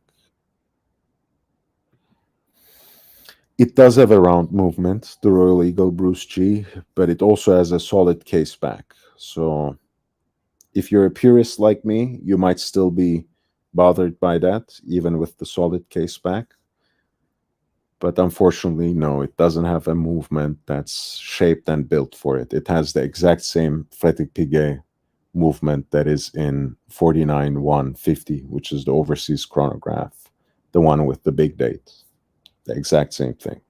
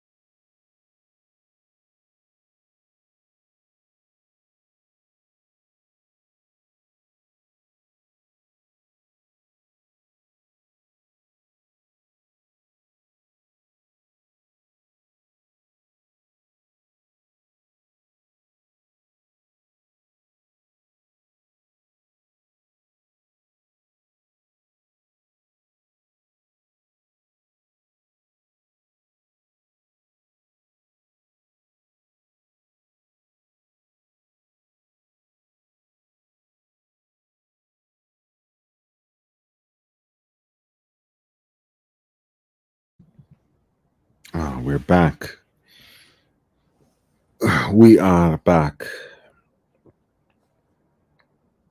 Welcome back. This is lot 176. What we have is a DB28 TIS5, a very expressive de Bethune watch. All their design codes are here, from the hollowed out lugs to their particular take, pardon me, on that classically shaped palm hands, their unique expression of the moon phase, power reserve on the back. Very light watch, of course, because of the case material as well as the open working that is in fact expanded onto the case and not limited on the dial.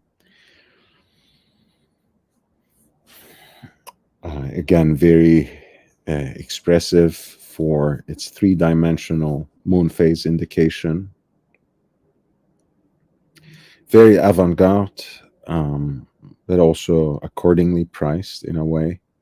And this particular example is expected to fetch somewhere between 100,000 to 150,000 US dollars. It's a DB28 TIS5 at lot 176.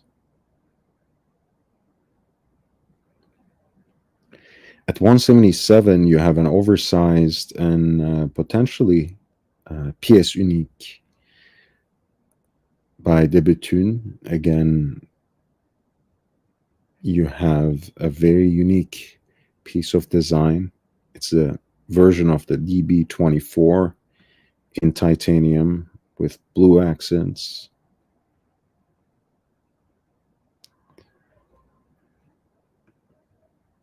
A different case design in this example. Kind of star bridge on the back.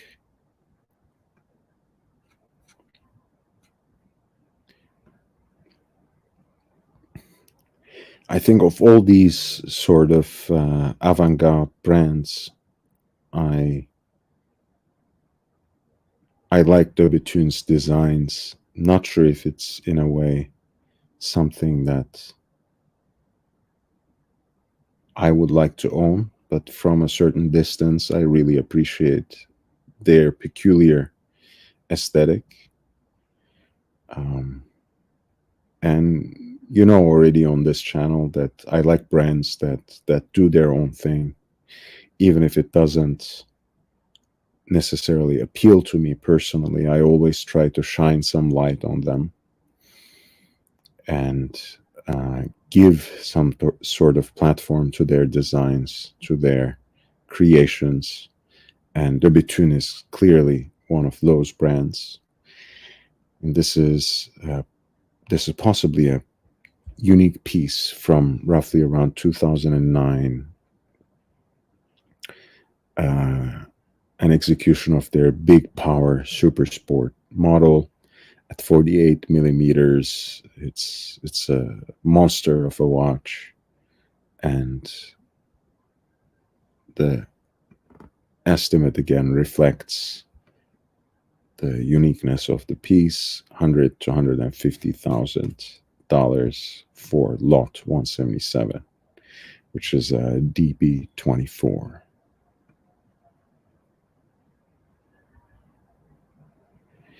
At 178, you have a collaboration between H. Mose and MBNF, limited to 15 pieces, but this piece itself is a prototype. It's their Endeavor model with the cylindrical tourbillon, manual wind in stainless steel. It has this convex sapphire, excessively domed crystal. Comes with the box and papers in exceptional condition. Again, $100,000 to $150,000 of an estimated value.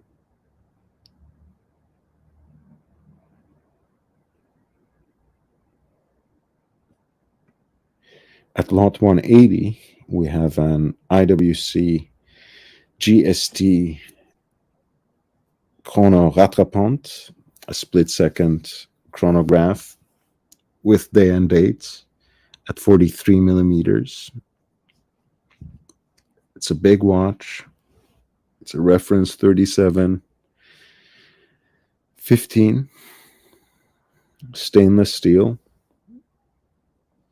every bit of an IWC watch from right around the turn of the millennium.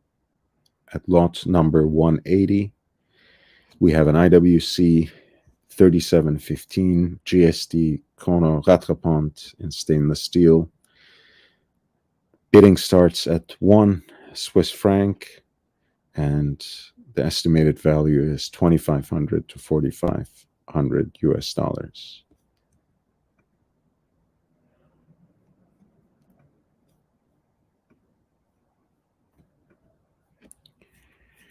We keep going.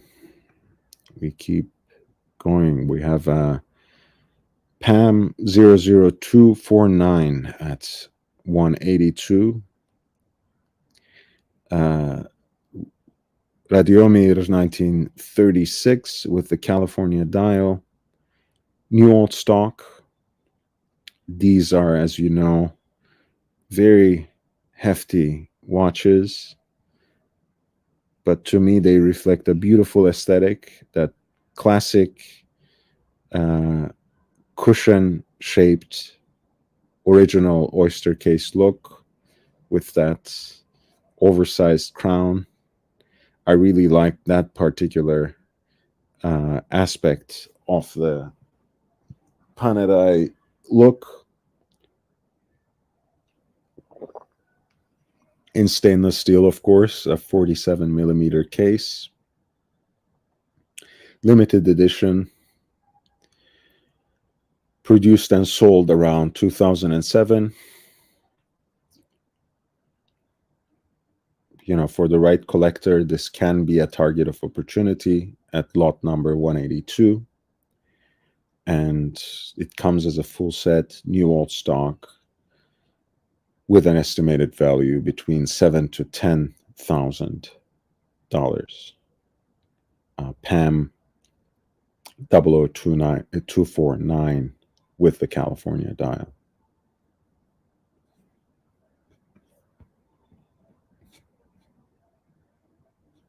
$7,000 to $10,000 US dollars.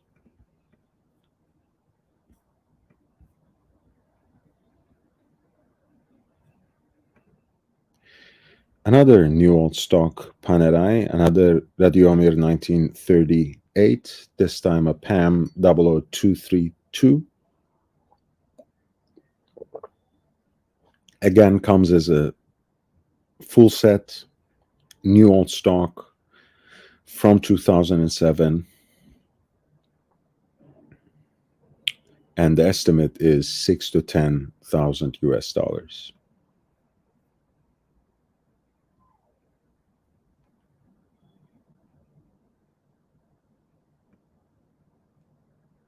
We have at lot 186 another Vacheron Constantin Royal Eagle chronograph in stainless steel. Reference 49145 from 2004, this time with the black printed numerals rather than the applied white gold ones. Automatic movement, again the Frédéric Piguet caliber 1137, and the estimate is $3,000 to $5,000, with the bidding starting at $3,000. That's lot 186, Vacheron Constantin Royal Eagle chronograph.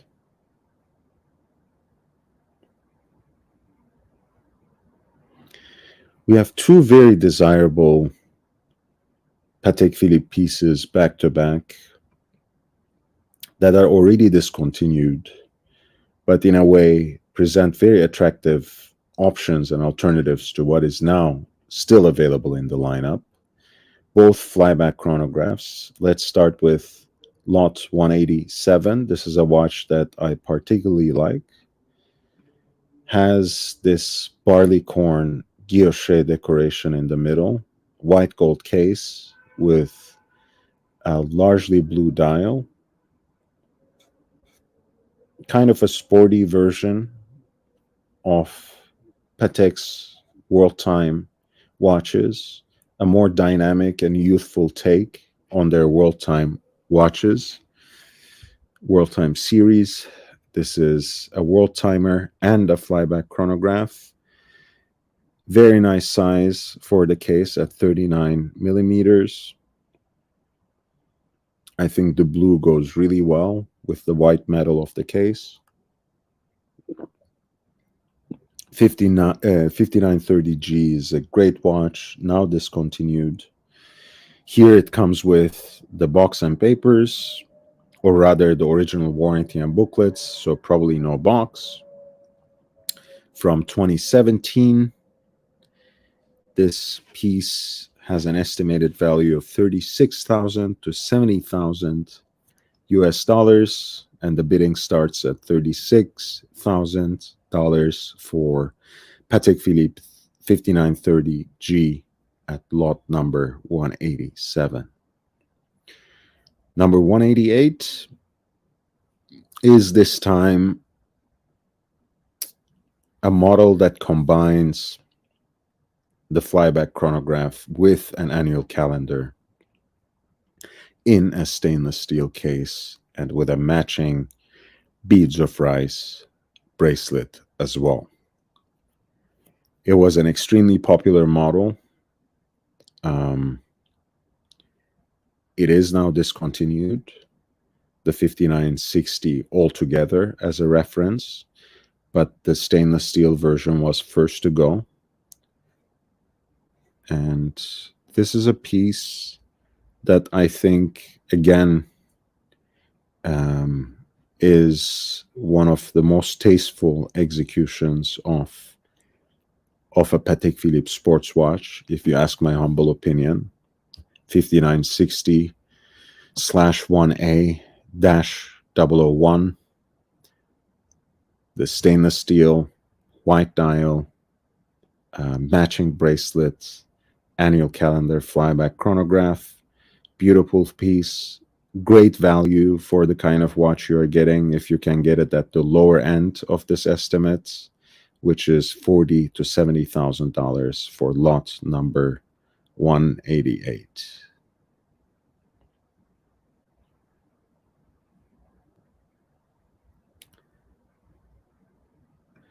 $189, you have another annual calendar by Patek Philippe, this time simply that useful complication of annual calendar with a moon phase. Comes with the original box, papers, invoice, as well as a recent service invoice in 2019, and push pin for the adjustments, white gold case, silver dial. It's basically, the case shape is somewhere between the gondolo and the TV screen at 38 millimeters. Again, it's a very reasonably sized, very wearable piece. Reference 5135, gondolo calendario, reference 189, with an estimated value of $20,000 to $30,000.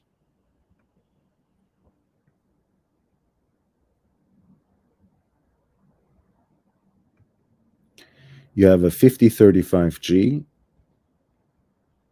a classic 37 millimeter sized Patek Philippe annual calendar in white gold with a black dial, on leather strap, of course, with the matching white gold buckle. This 5035G has an estimated value of $20,000 to $40,000. Very classic, prestigious, beautiful Patek Philippe dress watch. This is 5035G, lot number 190.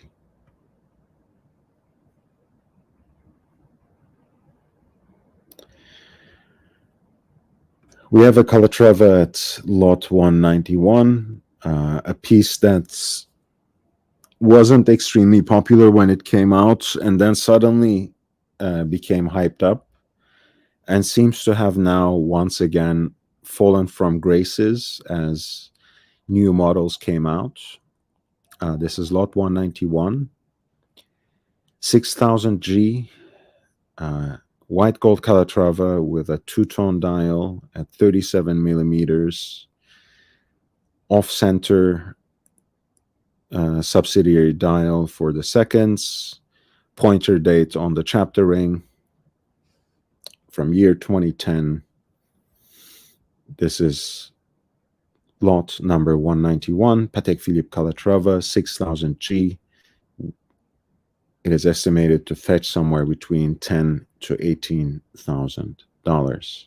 Comes with its original warranty, the certificate of authenticity.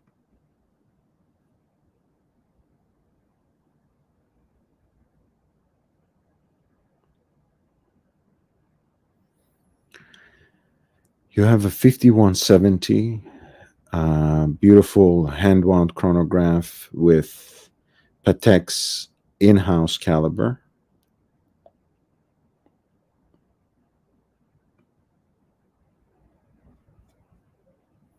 Black dial, applied Breguet numerals. Lot 193 has a relatively conservative estimate of $45,000 to $65,000. Has the added value of a recent Patek Philippe service from January 2021, which apparently cost them at the time almost $2,500 US. So decent value.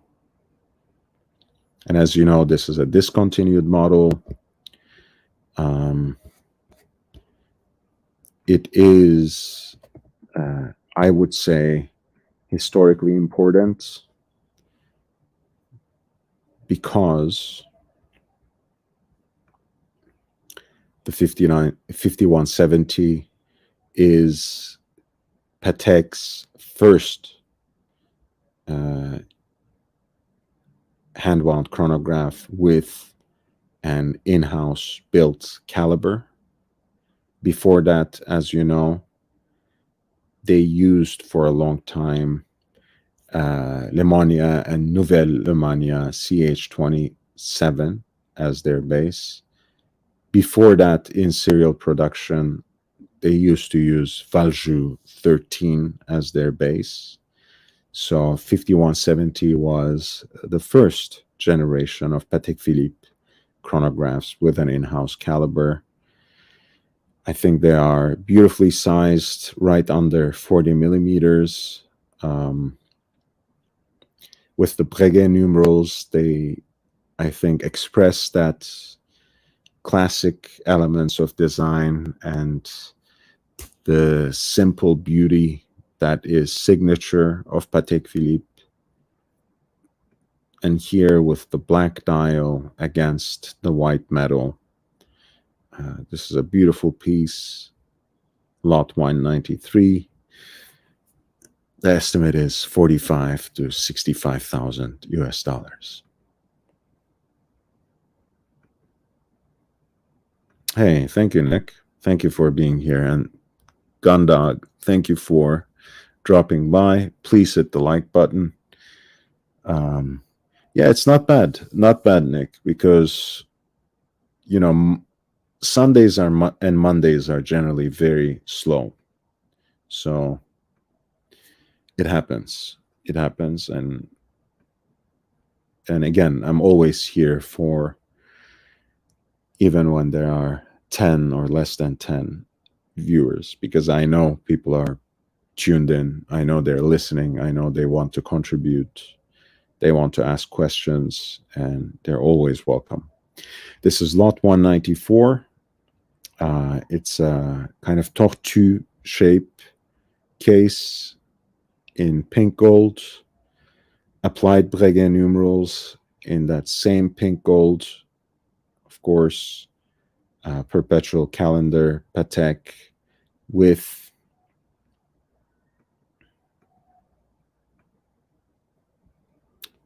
a moon phase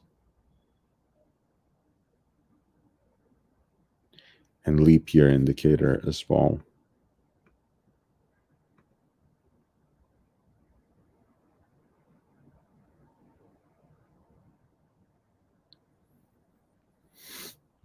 And of course, also a 24-hour indicator too within that circle for the days of the week. What I love about these watches, of course, from before 2009, and this goes for this reference 5040 from year 1995, is the fact that they carry the Geneva seal on their movements, which I think is a hallmark that's just objectively superior to their own seal. I mean, I apologize, but you know, being very familiar with, you know, the Middle East, North Africa, Southern Europe, Eastern Europe, you know, I usually, yeah, all sorts of alarm bells ring to me when someone tells me I am the warranty. And I find it very odd for a brand of Patek's stature to move away from the Geneva seal to their own. I know there are very specific reasons for it. There are kind of mythical and speculatory explanations. The more reasonable explanation is the fact that they like to use silicon materials in building their calibers, which is respectable, which is modern, which is not necessarily my preference. but it is what it is. And this is Patek after year 2009. They have made their bed and they're lying pretty comfortably in it. So there's not much for me to say. But this is a beautiful, uniquely cased Patek Philippe perpetual calendar from year 1995 in reference 5040. And the estimate is 25 to 40,000 Swiss francs.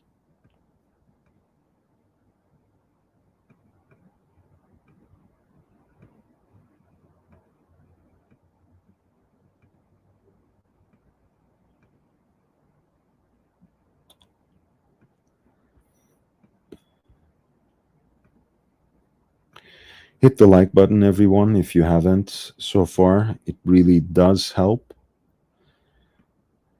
We have at 196 a 3940.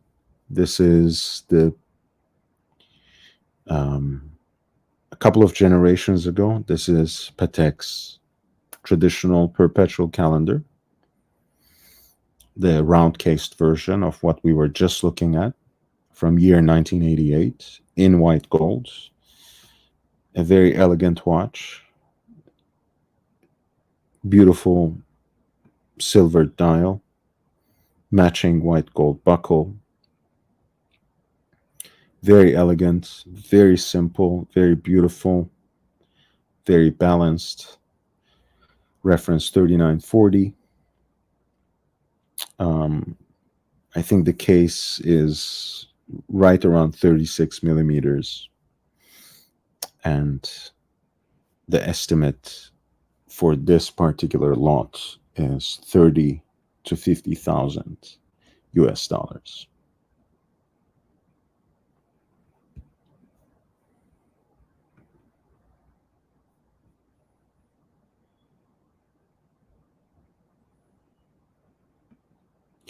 With 5035 at lot 197, you have a very early expression of the annual calendar.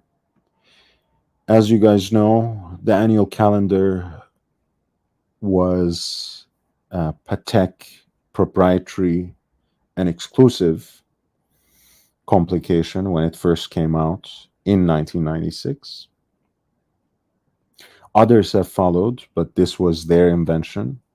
The difference of an annual calendar from a triple date calendar is that it requires a single adjustment every year at the end of February. Otherwise, everything is mechanically programmed, since it knows the difference between months that have 30 days and 31 days. For this particular model, it has a very elegant yellow gold case with a champagne dial that seems to have taken the shade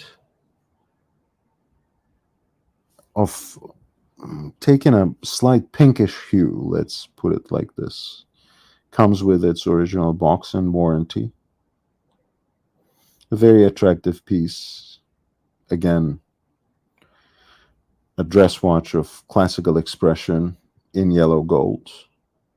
Date indicator at 6 o'clock. 3 sub-registers for the month, day of the week, as well as the 24-hour indicator. And for this early example of a Patek Philippe annual calendar at lot number 197, we have an estimate of 20 to 35,000 US dollars.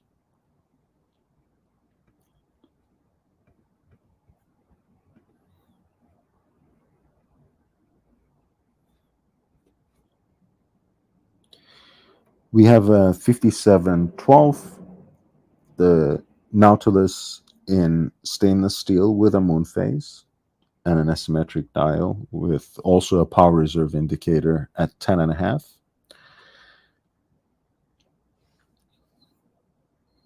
It was long the black sheep of the Nautilus range, at least in stainless steel. but has always had its own group of enthusiasts.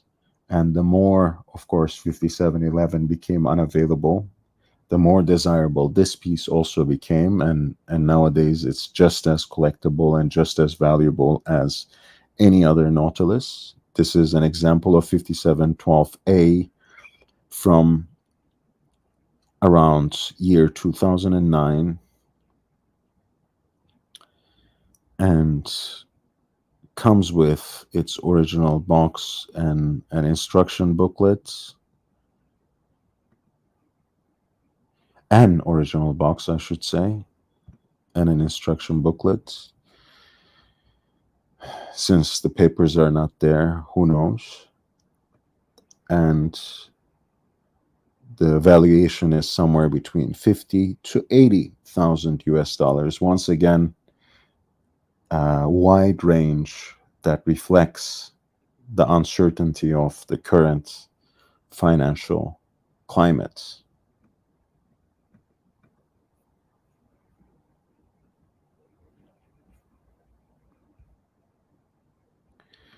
We have at lot 199 the original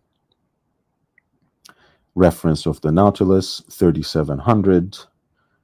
This is roughly from 1979.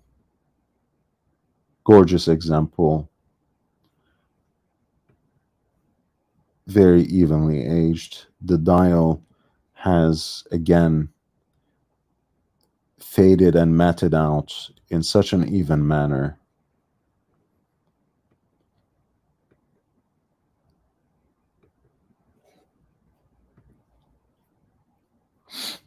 Well preserved from roughly year 1979. It's a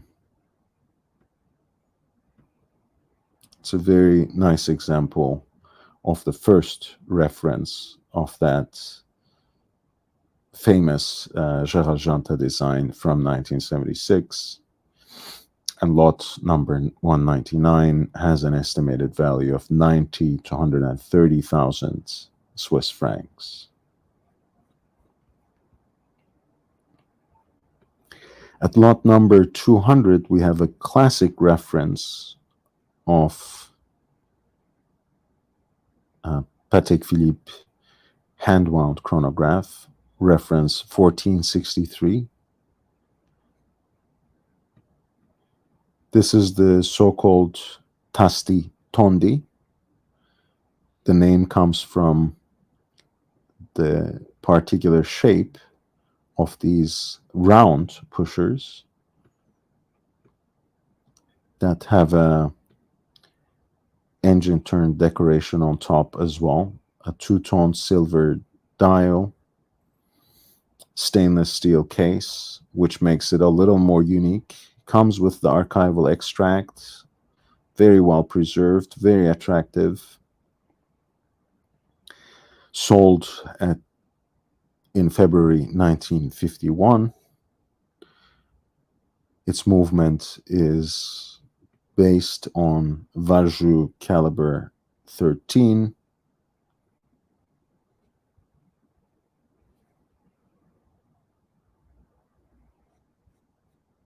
Of course, assembled, finished, and regulated to Patek's standards. And with the applied Breguet numerals, I think it's a thing of beauty. 35 millimeter case, so every bit of a mid-century classic two-register chronograph, but I think it's still beautifully wearable. And it is priced with an estimated value of 300,000 to $500,000 US dollars. Exceptional example.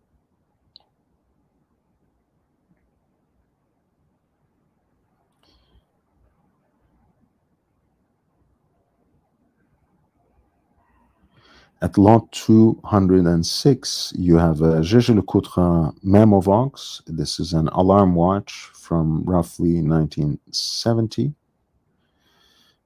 Of course, one crown is to set the watch, the other crown is set to set the alarm. You have the date at 3 o'clock. Simple, beautiful piece, 37 millimeter stainless steel case. And this is Le Coutrin Memovox reference 858 at lot number 206 is estimated to fetch somewhere between 4 to 8,000 US dollars.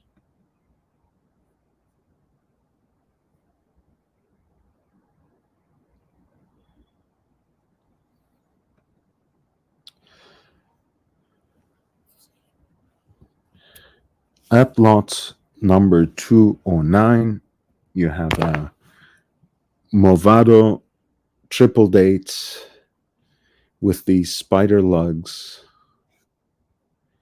Unfortunately, we have a single photo with a rather low quality shot, so we can't really see it so closely, but the dial is very attractive, if not pristine.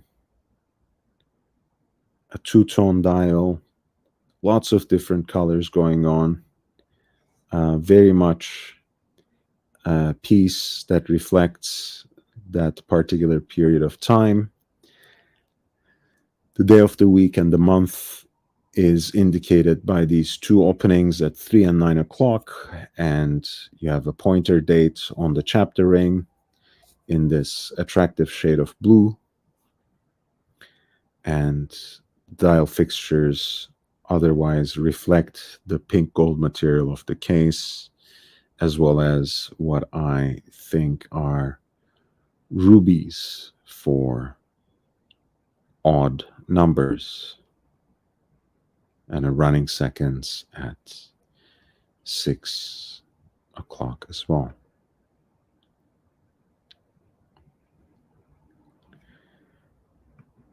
And the reason I was complaining about the photographs is we don't have a view of the case flank or really case band altogether, because it seems to be very attractively fluted.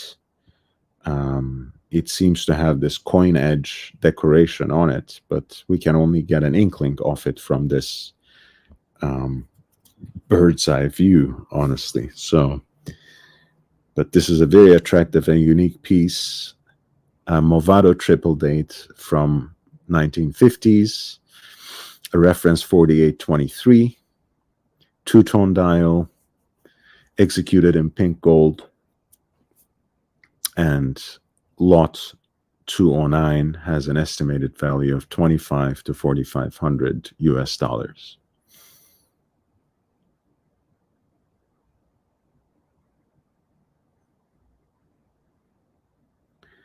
We have back-to-back very nice Longines chronographs. Lot 210 is an oversized piece. It's in stainless steel with stepped lugs, but the dial fixtures as well as the pushers and the crown to me seem at least gold plated, if not yellow gold. The dial has taken on this warm cream patina, 2-register chronograph, alpha hands for hours and minutes, tachymeter on the chapter ring. I think it's very attractive, and at 37 millimeter, very respectable dimensions for mid-century chronograph. $3,000 to $5,000 of estimated value for lot 210, which is a Longines chronograph from 60s. And at 211, we have another chronograph from 65 this time, with the same caliber, 30CH. This time in pink gold with a silver dial.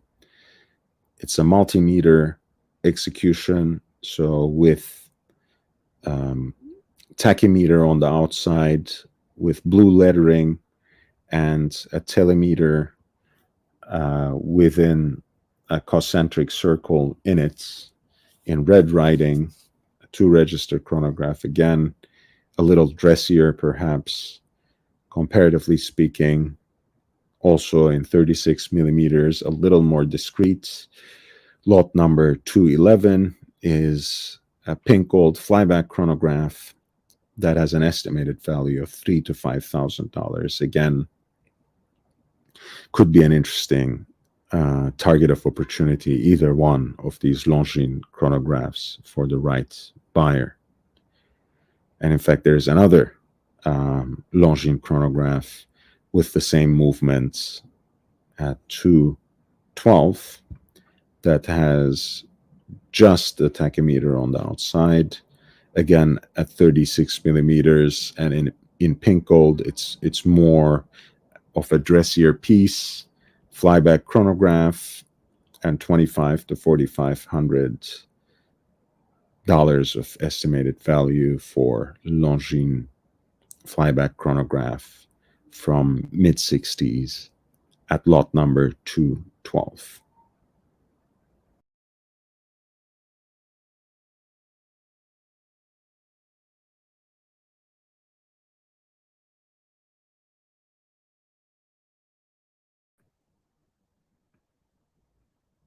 What is going on?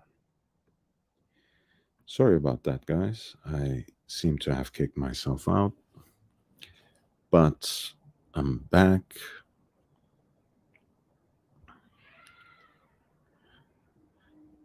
At lot 217, we have an Omega Alaska project, new old stock, limited to 1970 pieces, so less than 2,000. These had come out in 2008, were not very popular initially, and then suddenly became really desirable. With Omega, the good and bad thing is that the prices always oscillate,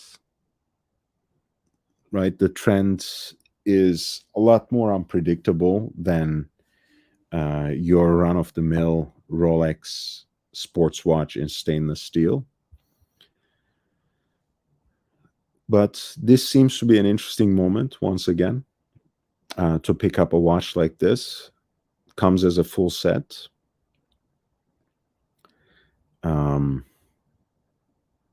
With its warranty cards, limited series certification, pictogram card, certificate of authenticity, the booklets, the red thermoprotective case, the extra stainless steel matching bracelet, an extra Velcro strap, the bracelet changing tools and everything. It's in a pretty good condition and has the conservative estimates of $5,000 to $8,000 US. Still has its plastic caseback sticker apparently that features its caliber number, brand new, unworn condition, sits just like it was purchased back in 2008. Again, it could be lot number 217 could be a target of opportunity for the right collector, that Speedmaster collector who is looking to add the Alaska project to their collection. The estimate is $5,000 to $8,000.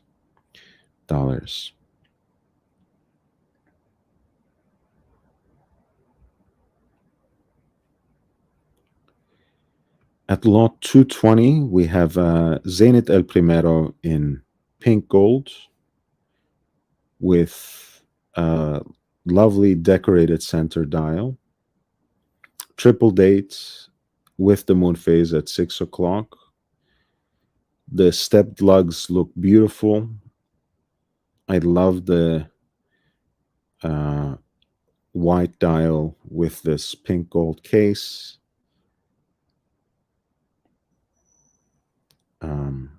I also don't mind that the calendar is in French. It's a lovely piece. Again, very unique execution, right? You don't have to go all the way to a perpetual calendar chronograph. This kind of piece can do the trick. If you like vintage, Universal Genève Tricompax is a similar contraption, right? Also a triple date calendar with a chronograph. But for someone with a more modern taste, these triple date El Primeros are a great option.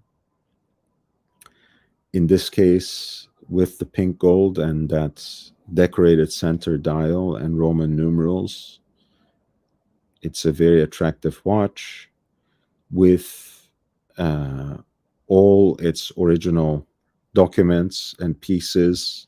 Very, very lovely. Has an extra strap.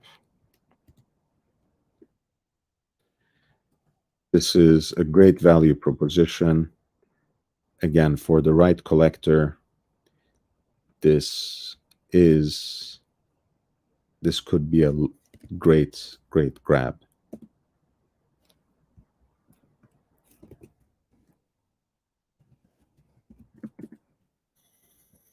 Since the estimate is somewhere between 3 to 5,000 US dollars. And again, at 40 millimeters, this is very, very wearable.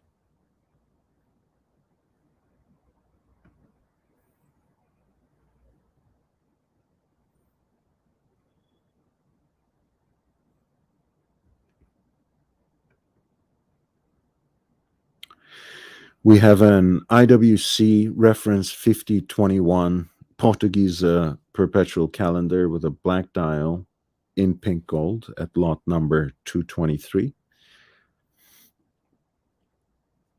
Damn near a full set. Comes on a leather strap with a matching pink gold déployant buckle. IWC had this gimmick of additional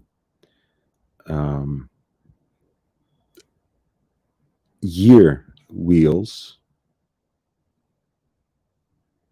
for the 4-digit expression of the year for the next century and beyond, which I think is an incredible touch. As you know, again, this has a Kurt Klaus module that's built on a Valjoux base, which makes it both a very utilitarian and very ingenious execution of the perpetual calendar, because everything can be adjusted from that crown. Everything works in a synchronous fashion from the dates and day and month and moon phase and year. So this can be very attractive for the right person. Of course, Portuguesa is a line that's both dressy and oversized at once. So if that's your preference, this is a great piece. And lot number 223 is estimated to go for an amount between 13,000 to 18,000 Swiss francs.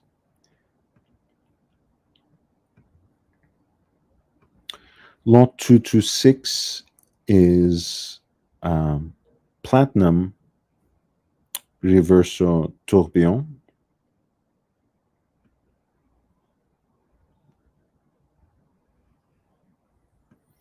As you can see, the case has its distinctive decoration.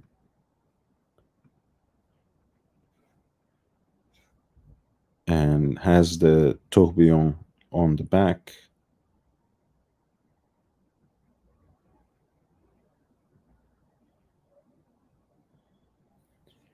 Only 5 of these were ever made of the Reverso Platinum number 2 tourbillon. This apparently is number 1. Right under the Gaudron, you have an entire row of baguette diamonds.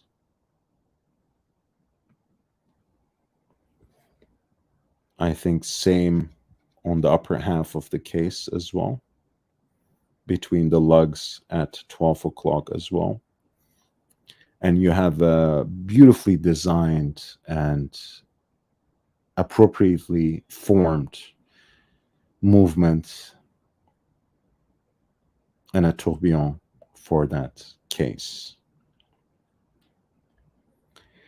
From year 2005, this is lot number 226, and it's expected to fetch somewhere between $25,000 to $45,000.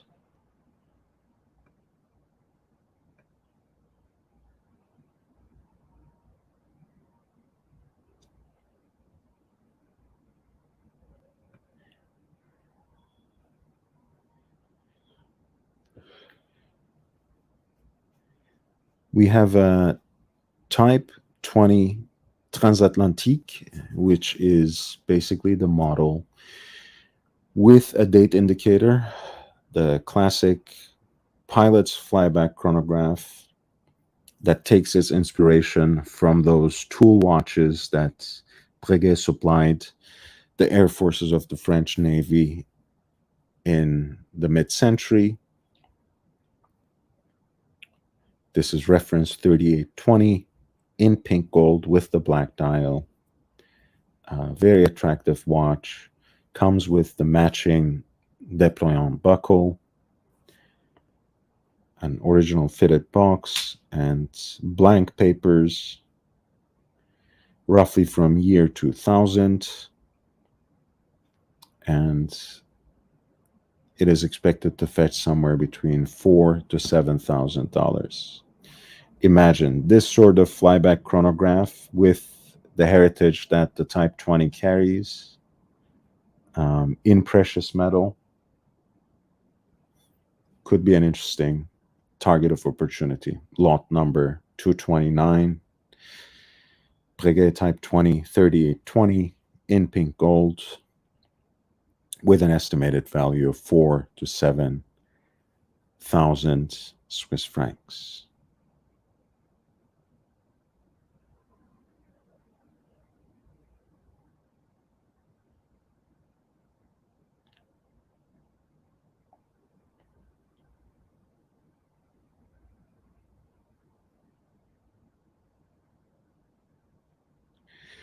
We have one of the oddest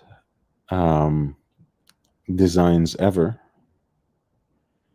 the so-called Cartier Pasha Golf watch, quartz movement, 4 displays of stroke count, pause, for the wonderful and distinguished sport of golf.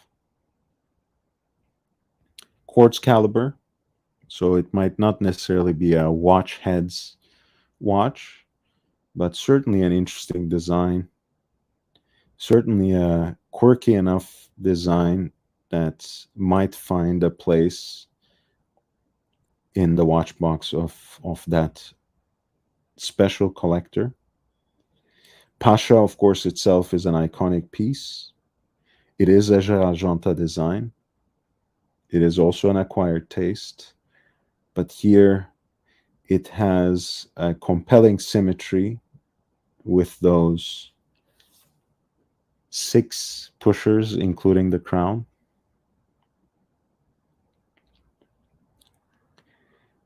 And at 38 millimeters with those pushers, I'm sure it has a very interesting presence on the wrist. In yellow gold, this unique watch sits at lot number 243 and is expected to fetch an amount between 15 to 25,000 US dollars. Mookie, nice to see you, man. Hey, Mokes. Yeah, it is a little bit of a weird shape. The Cartier Pasha is already an acquired taste, so this is a beautiful watch. Lot number 244. This is a Blancpain Viere, reference 5335, perpetual calendar, and a chiming watch. It is a minute repeater and a perpetual calendar moon phase. At 34 millimeters, it's probably one of the most wearable perpetual calendars. I don't know exactly what the thickness of this watch would be, but I'm assuming it's not excessively thick either. This is from that 90s revival period of Blancpain. It reflects that ambition of Jean-Claude Biver and his interlocutor, his collaborator, Piguet, in putting Blancpain on the map as one of those time-honored, established makers of Swiss horology at the highest level. After a certain intermission, after having spent some years in the desert, so to speak, Blancpain was brought back and revived by Biver and Piguet, only to be acquired by Swatch Group later. And this is an artifact of those times. At 34 millimeters, it's a very wearable chiming watch, a perpetual calendar in yellow gold. Lot number 244 has an estimated value of 13 to 18,000 Swiss francs.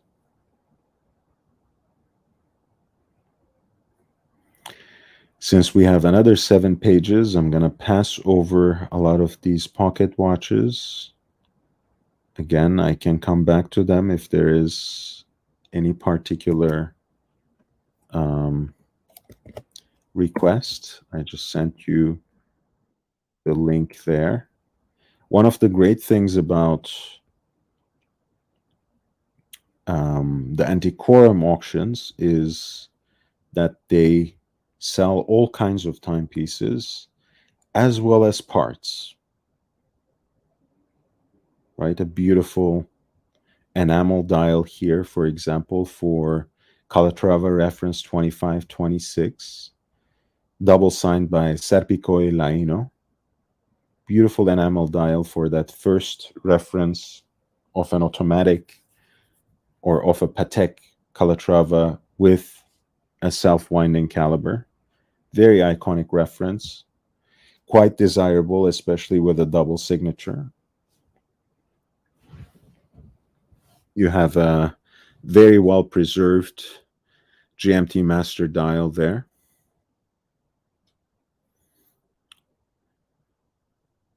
You have a nipple root beer dial with the matching bezel, for example, for the 4-digit reference, 1675. You have a racing dial in white for the white gold Daytona. You have a Hoya Gefreer beads of rice bracelet for the Altavia. You see, you have all these different pieces.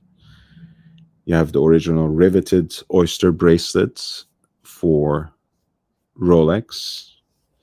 CNI, I think. It says Rolex USA, so this is not the Gefreer version. Original Nautilus style. If you're wondering how those pristine versions of your favorite vintage watch is put together, look no further.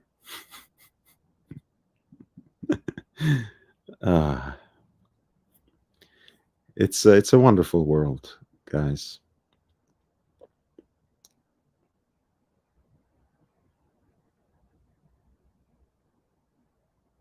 All right, back to the scheduled programming. A wonderful example of reference 1016 at lot number 289.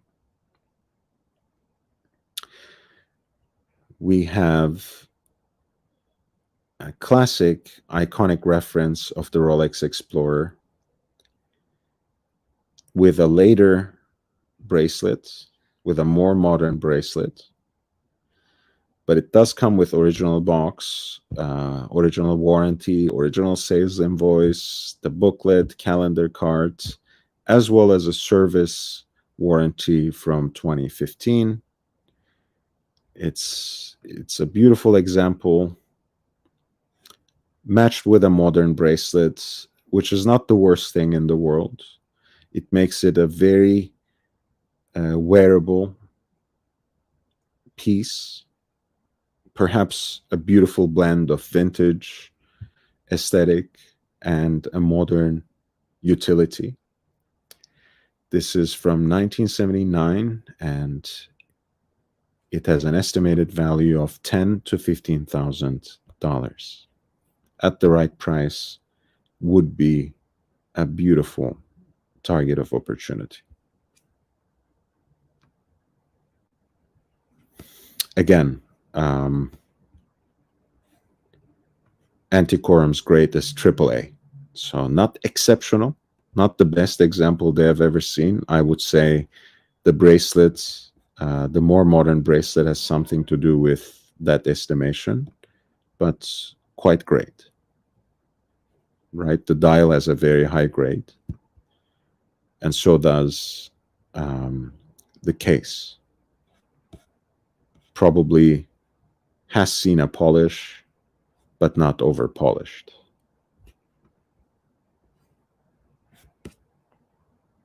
Great, great example. Lot 379 is hot fire and recommended for Watch Nicholas. So let's bring it up for our friend. I can take a look back at these. We said what, 379. I think it will be on page 11. I will go back to page 9. Ooh. Oh, it's a dragon. Nice. It reminds me, of course, of that one of the best movies, in fact, I think, very underrated piece in the Hannibal Lecter franchise of movies. Ralph Fiennes as the so-called Tooth Fairy.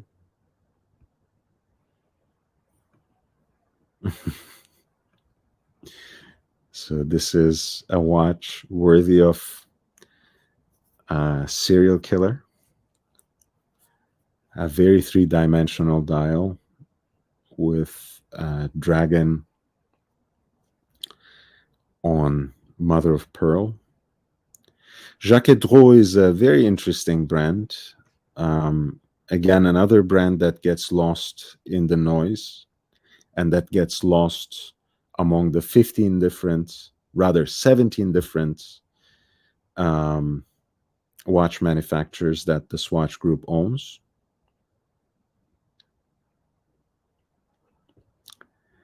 But a very interesting watch, no less. 41 millimeter case, which makes it large enough to display the kind of artistry and beauty that is on its dial. 18 karat pink gold, exceptionally preserved, with an estimated value of 15 to 25,000 US dollars. That is lot 379 Jaquet-Droz Watch Necklace Special.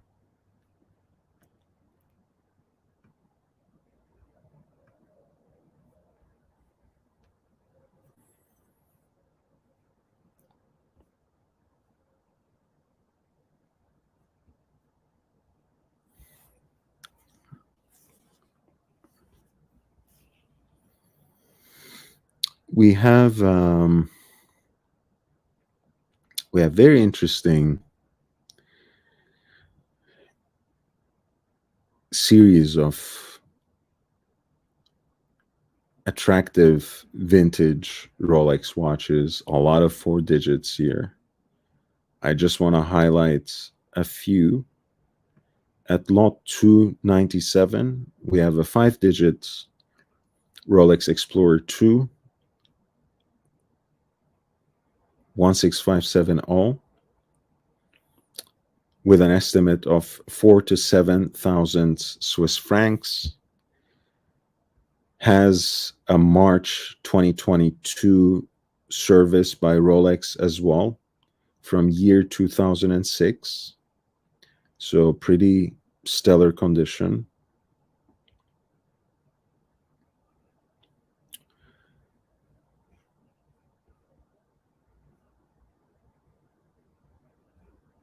And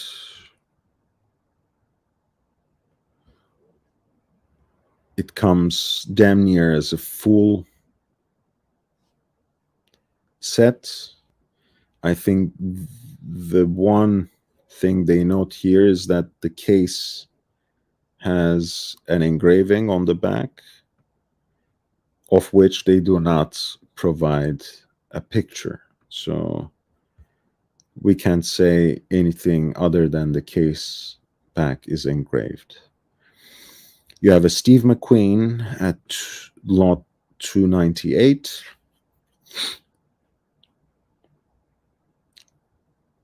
A very nicely preserved 1655 Explorer 2, which is a model that came into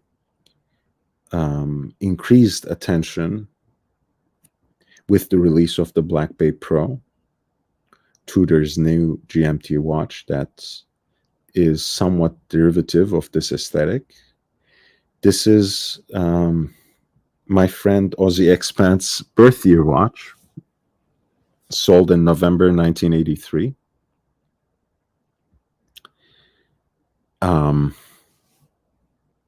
Comes with its box and papers, even the original sales invoice from Bücherer,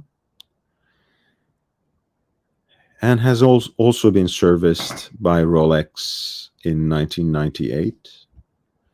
AAA, meaning that it's graded pretty highly, if not at the highest possible level, by Antiquorum, and it has an estimated value of 20 to 30,000 US dollars.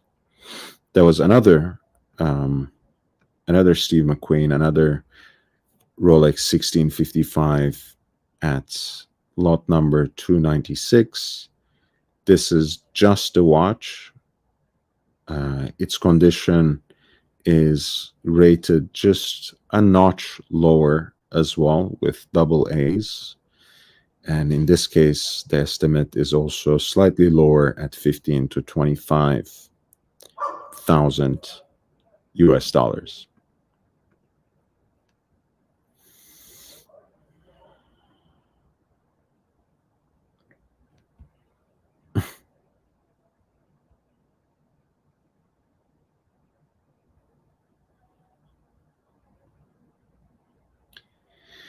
Gondog says, just wanted to let you know that I couldn't super chat from my location, so I supported you on Patreon instead. That's so generous of you, Gondog. I really appreciate it. I appreciate you.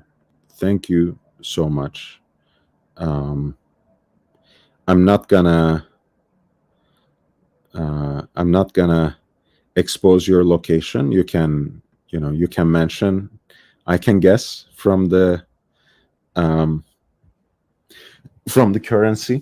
So thank you for your support. I really appreciate you.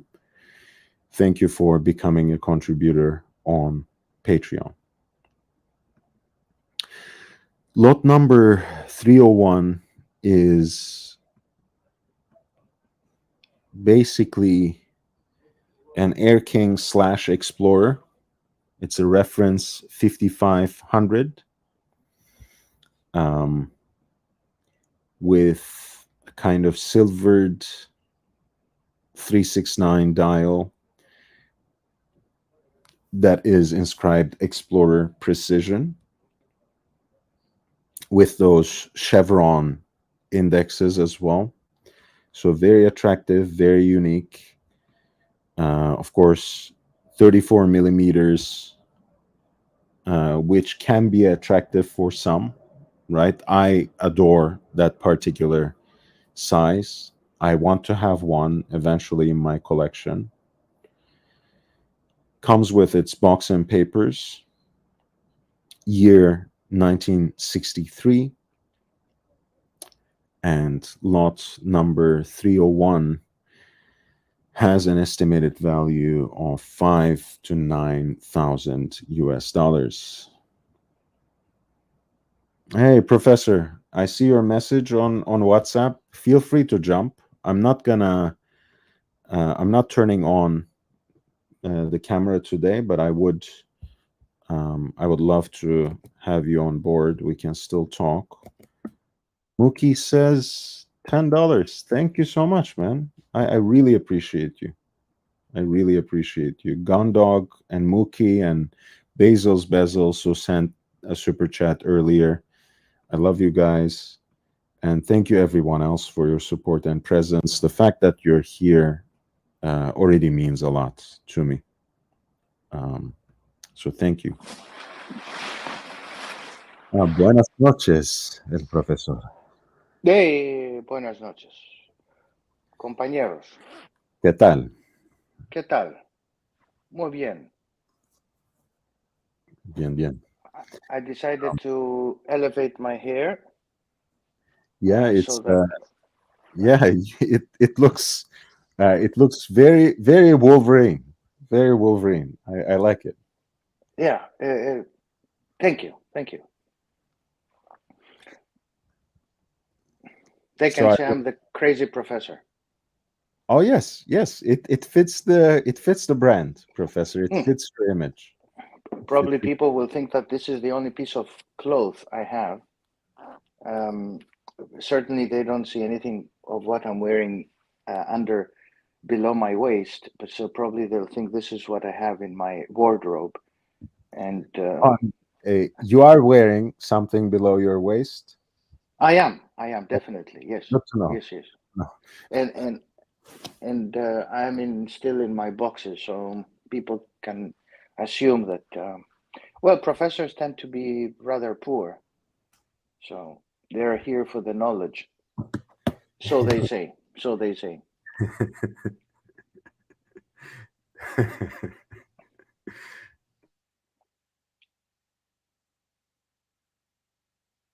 Ah, nice. So what do you have in mind today, Professor? It's nice to see you. I'm a little under the weather, also broadcasting from an undisclosed location, so I have my camera off.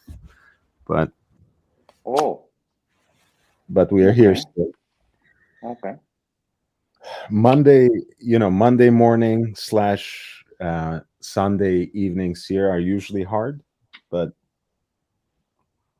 we were making our way through the Antiquorum auction preview for the Geneva auction that was going to be held on November 5th and 6th. And we also took a quick look at how the lots at Bonhams in New York performed on October 20th, which wasn't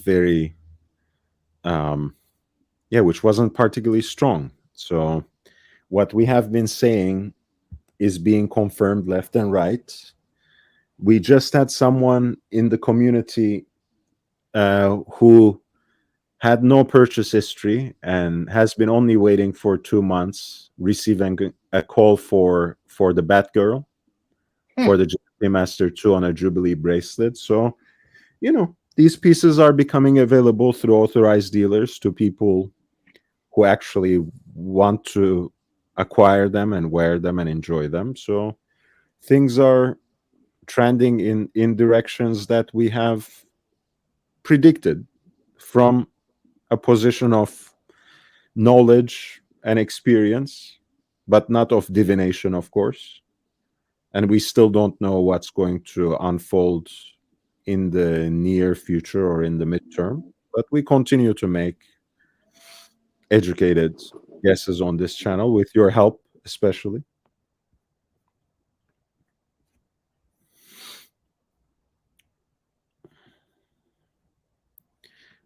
But yes, I was particularly taken by this reference 1500, which is like a Air King slash Explorer with a honeycomb dial, 369 chevron marks.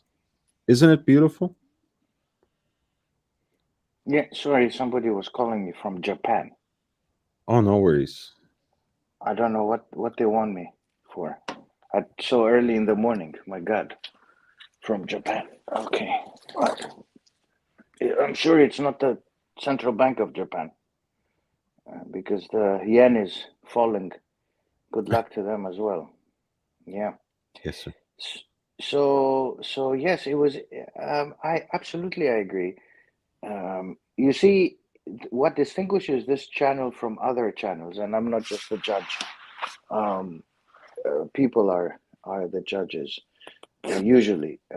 Is that in other channels that I'm not an expert, but I've observed some other channels, and from time to time, there is the appearance, cosmetic appearance, but not so cosmetic, of the connoisseurs who also double as traders, watch traders, and also as collectors. Mm. And this is like getting, to me, which is the world of finance, it's like getting a stockbroker who has bought into a particular stock and has accumulated shares in that company to go and give advice to people about this company who know very little or know a little bit less than what he knows. So there is a direct conflict of interest when you Mm. hear people who are connoisseurs, collectors. Oh, but also I make my living from watch trading. I mean, anything they say is, of course, going to be colored, and there is a direct conflict of interest. Uh, Mm. so, all I say is that it's nice to see them expressing an opinion, but often enough, this opinion is when they come to comment on the price of the market. Well, how is the market doing, Mr. Expert? You know, and he says, "Oh, prices are stabilizing. Prices are prices are stabilizing." And the poor guy who has a a day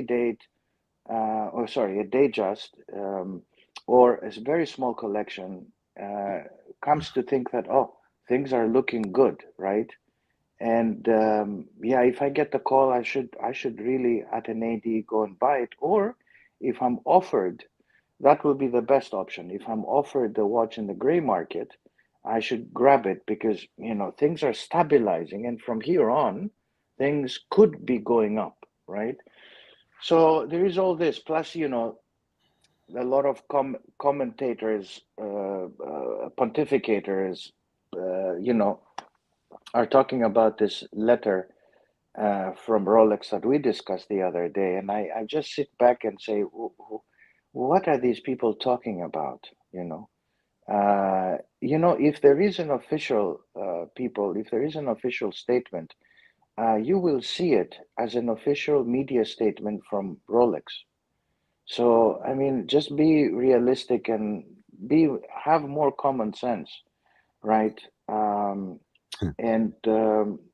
that's what I should tell everyone. And the other thing I was listening to, or somebody was asking me, yeah, it was somebody asking me. I went to see a friend, and she was asking me about the Oyster Perpetual, but that's a different subject. I don't know if you want to discuss it now, but she was asking me why it was discontinued, and I have my own opinion. I mean, why it was discontinued, but yeah, it's funny to see these people, and of course, being a watch trader and a commentator will always side on or will always err on the side of things are looking better for you guys who want to buy watches.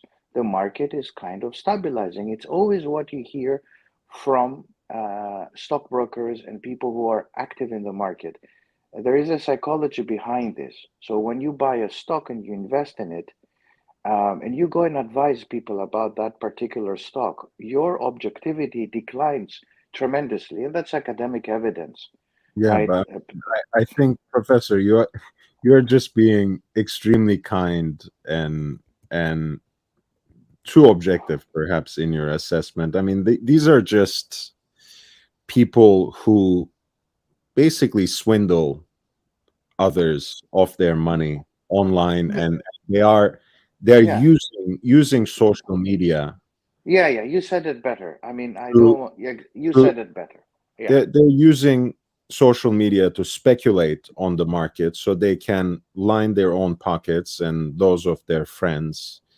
um there's no reason to complicate matters too much, you know. yeah, The yeah, For there to be conflict of interest, there needs to be regulation.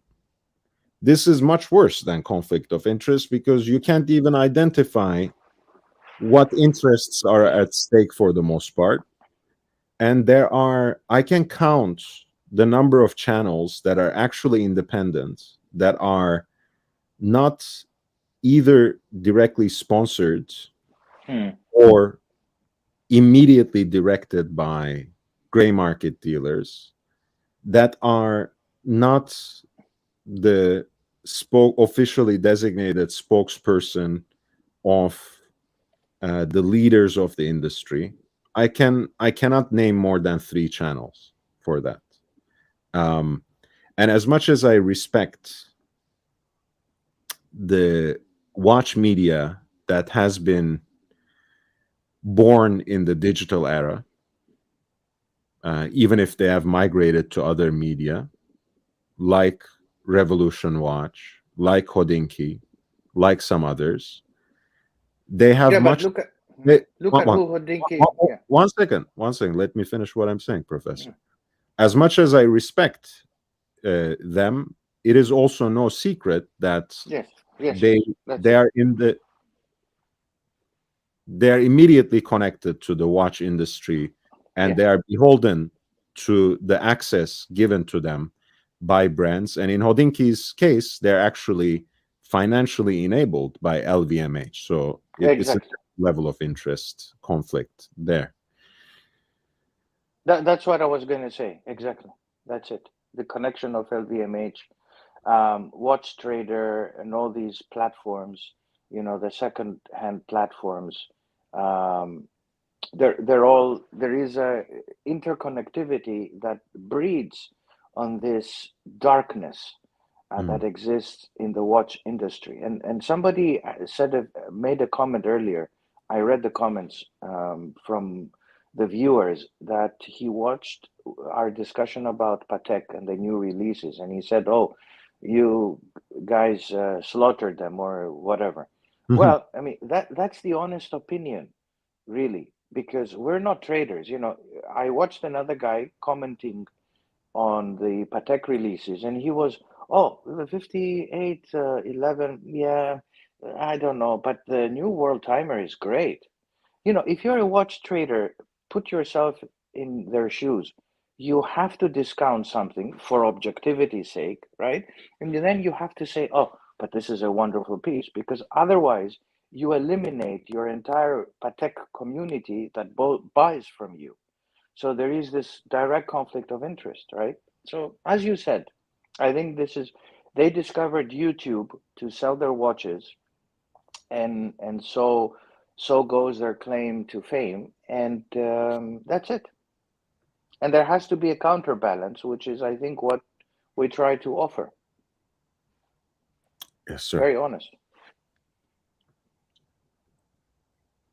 Yeah, and I said to my friend, she said, "Why are these OPs? They released them in 1 year, and then they discontinued them in the next year." And I said to her, because they did it because they're Rolex, because they can do anything they want, not because they listen to the market or they're listening to viewers on YouTube.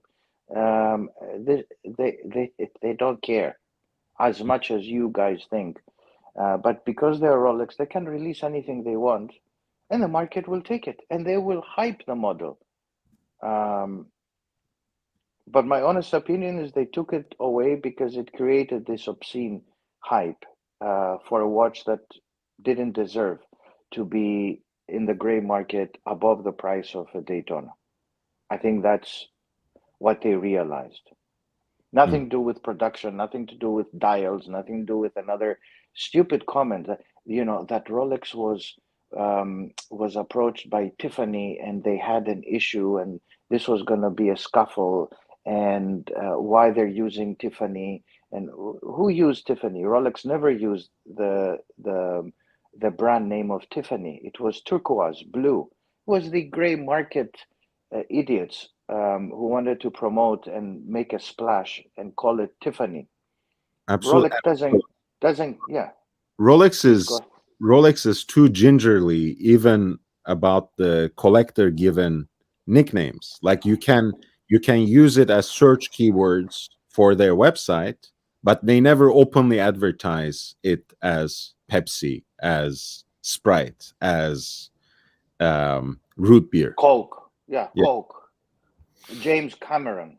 These are all names given by the gray marketeers predominantly, who go out on YouTube, and then the word of the mouth does its wonders, and they promote it as such, right?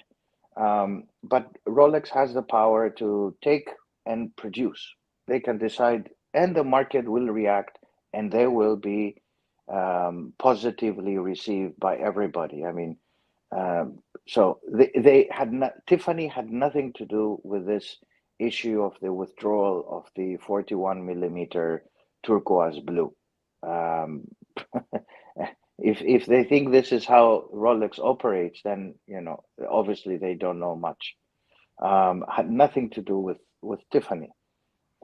So in fact,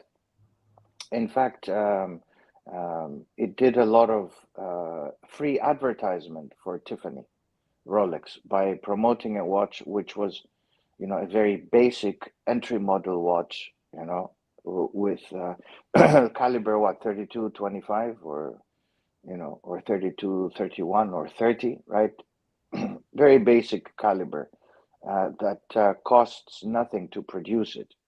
The issue was, that they didn't want to create this hypeness where it was the turquoise blue was above that of the Daytona, right? In the gray market. Now you might say, but does Rolex care about the gray market? Well, it doesn't care, but it cares as well. I mean, it does care that it does make sure that the Daytona is not produced in large numbers like everybody else. Patek does the same, Audemars, Vacheron, same, right? But they're not going to go and necessarily look precisely at what is the gray market price, but they do not want to take out the thunder um, from the light from the Daytona, which is really uh, the line that they want to produce as being rare and precious. I mean, that was a strategy and that I they think have put in place since 2001. yeah, and I think it's also reflected in the fact that what the kind of unique configurations and dial materials, as well as modes of presentation that were previously preserved for the day dates, have become available in the Daytona pretty early on, and now became iconic in their own regard. From stone and semi-precious stone dials to the meteorite dials, to the gem set special executions of the watch. Clearly, Rolex has a very specific investment in the Daytona, and it wants to keep it as exclusive, as precious, as you said, and as unique within the lineup and in this particular pedestal, so to speak. Yeah, exactly. It had nothing to do again with Tiffany, the dial production. Rolex doesn't operate like this, guys. They have a 20-year plan. They don't sit there and produce a model, and in 2 years into production, they say we don't have enough dials, or the dial manufacturing capacity is not there. This has been streamlined and organized. A particular watch that comes out, a new watch, a new release, takes about 7 to 10 years to produce it. They don't sit around and say, let's produce in 2 years this, right? Okay, for the OP, it was different because it was already produced in different iterations. From 39, they went to a little bit higher. It was not exactly 41, it was a tad lower than 41. So the machines have to be adjusted, right? It's not as if they have to buy new CNC machines and new lines, but the engineering and the planning. So the dials, another argument I found offered that they discovered that they couldn't produce enough dials. I mean, are you joking? This is a company that is vertically and horizontally integrated. Are they stupid, these people? I mean, it's good to be a watch trader. Why don't you sit on your behind and just do watch trading on YouTube? But modern manufacturing is not done like this. They don't say on the second year we're going to stop production. We don't have enough dials. So Professor, Rolex must be stupid, again, and they're not. I think the explanation is actually mind-numbingly simple. A lot of these people who are in the watch trafficking business, Trafficking. I like that. Yes. yes, because they are actually an international organization. Um, they are latent narcissists who have finally found a platform to hear their own voice, fall in love with it, to see themselves on the screen under the spotlight, which is the kind of attention that they have not had in primary school, they have not had in high school, they have not even had it in college, because for that they had to get into college first. Yeah, they Uh, didn't go to college. No, I don't think any of them that's are. okay. I mean, that is completely okay. But what I'm saying is, these people, they haven't played varsity sports. They weren't professional athletes. Good point. I like that. So they Sports. had Yeah. they had no They had no exposure. careers. They had no exposure to fame of any kind. So the 15 minutes of fame they have found on YouTube has gotten into their head and completely turned them into sociopaths. So they don't know what they're doing. The only thing they know is to line their pockets and to increase traffic to their websites, because they cannot live with they cannot live without the constant supply of likes and positive comments and super chats. They will literally die psychologically before they start losing even money. They need the attention. They are desperate for it. So Yeah. once again, they just want to be loved. They just want to be recognized. They just want to be uploaded. They are textbook narcissists. Yes. Well said.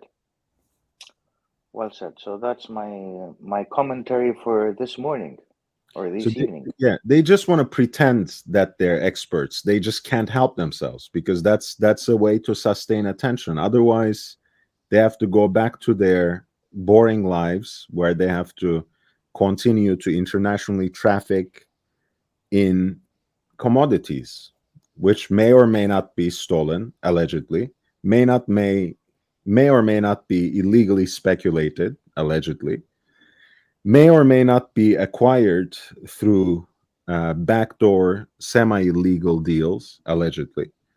Um, you Well, know, a lot of the hyped hours pieces, and hours. a lot of the hyped pieces, Lord, and I've seen it in the press. It's not me saying this, both in the U.S. but also in the European printed press. A lot of the very hyped pieces have received attention from people who are involved in money laundering activities. I'm not You don't say. referring to. Hmm? You don't say. Yeah, I don't say. Yeah, I know. I'm That's stating that the obvious. surprises Yes. I know. Okay, at least I make you laugh. I, No, no, I I'm saying this for the benefit of our audience. I'm sure they're aware as well. I just yeah, want it's to. like crypto. Yeah, crypto has attracted a lot of money laundering and watches as well because it's fungible, it's mobile. You wear five and five, and here you are. You go to some country in the Middle East, you buy more, or you just continue with your activities. I mean that's I think the essence and has attracted a lot of that. But yeah, anyway. Mm.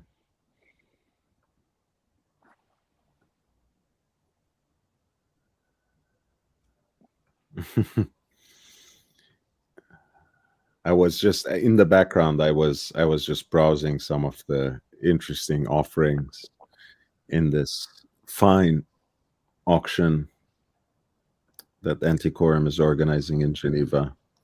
We'll eventually come back to it, but we have gone through three-fourths of it, and it's an auction that has like more than 400 lots. So I'm proud of our pace.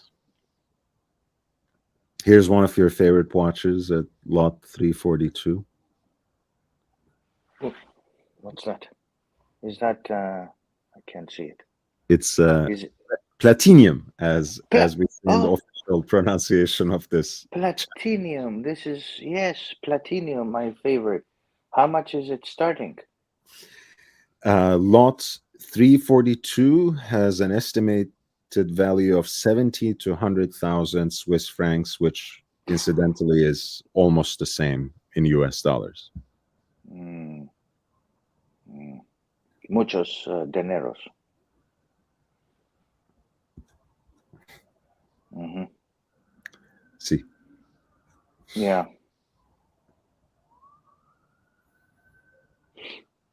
Difficult one, and it's more difficult to get the one. Well, it's impossible.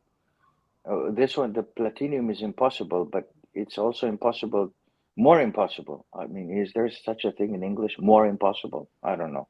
Mm. I'm losing my English, but um, is the one with the Baguettes. Hmm? not only baguette. No, go one level. It's the Arabic numerals. Ah, okay. I know that one. I don't. Yeah, I the Eastern Arabics. You mean, right? The Eastern Arabics, yeah. You Yeah. know why? Because in the market in the Middle East, it was released specifically for the market, and one country bought the entire collection, Mm. um, and they just bought everything. And I think they bought 150 of them, and you cannot find. I think you can find one or two for something like now $500,000, or it Mm. starts at 500,000 and goes all the way to 1 million. A friend was telling me, but yeah, I'm not going to buy platinum anytime soon. Anyway, platinum, in comparison to gold, it's like half the price now, platinum. So it's $900 per ounce, and gold is what, 1,600 per ounce. So platinum, because of the catalytic converter, it's not used. They use now palladium, or another guy called it palladium. Palladium. I, I like these. Are you a fan of older Yes, Jaeger-LeCoultre chronographs? yeah. I had one. I had one. It was a gift. I had one. I enjoyed wearing it for 2 years. Um, but then I had to give it back to the lady who gave it to me because we broke up. So I gave her back. She didn't give me the ring she was wearing when I gifted the ring to her, but I gave her back the watch. Bad Uh, deal. I think so. Professor the Honest. Yeah, But should yeah, have kept the watch. the moral high ground is usually very expensive to hold and maintain, Professor. Yeah. Yeah, professor was again made another mistake. I was gifted another watch and I returned it. I regret it now, which was the watch that we have discussed with Ozzy. You Hmm, remember when I was asking you guys, hey, should I get a day date whenever I have a good paycheck or a sub gold? And you guys said, oh, sub gold. of course. You said blue. He said black. Okay, we're not going to scuffle and argue between blue and black, but I was offered a day date as a gift, and I returned it. I returned it. Yeah, Oh, I regret. I regret. It was 36 millimeters back then, but I could have, I could have had it and wear it now, but it's okay. Professor will continue being less opulent and and more more, principle. More more, principle. more principle. This is what they say Um, until I'm caught. yeah, Until I'm caught. I was gonna say, yeah, the with these principles, after we are done with the show, can you have breakfast? Can you break eggs over them and eat them? Uh, Can you pay for the kids' schools? No, no. What are you talking No? about? This is all theoretical. Right? Then, We can't feed ourselves with principles, can we, Professor? no, no, no, we cannot. I mean, Hard for life. sure. Yeah, well, maybe I'll end up in 2 years doing watch trades and going in the second-hand market and selling watches as well. Hey, this is a great watch. Forget about professor. Fuck him. Old professor, new professor. He's selling watches now. Hey, look, I mean, the doctoral degree that you hold and the title that it endows upon you, you can still hold. We'll just call you a doctor. Yes, It's okay. You can still, we'll print you a business card that says Dr. El Profesor. Doctor El Professor, very nice. I would sound like a German professor. In Yeah. German, it's very funny. The Doctor Professor, Professor Doctor. Wow. Yeah. Herr Professor Doctor. Herr Professor That's Doctor. Herr Yeah. Professor Doctor for you, Professor. Um, but yes, we can print you business cards, Doctor El Famoso Professor, Uh, watch trader and consultant. and consultant. That's a very nice idea. Probably I'll make more money doing that than professing and But of writing books course, for sure. but of course. Yeah. Okay. Okay. I'm waiting. I'm waiting. That's the next stage in my career. You see, if anybody, I was writing in my acknowledgements, thanking people and all of that, and my old professors. They're all dead now, of course. Um, Allah, and Alain. And I and I said to myself, what the hell? I'm writing.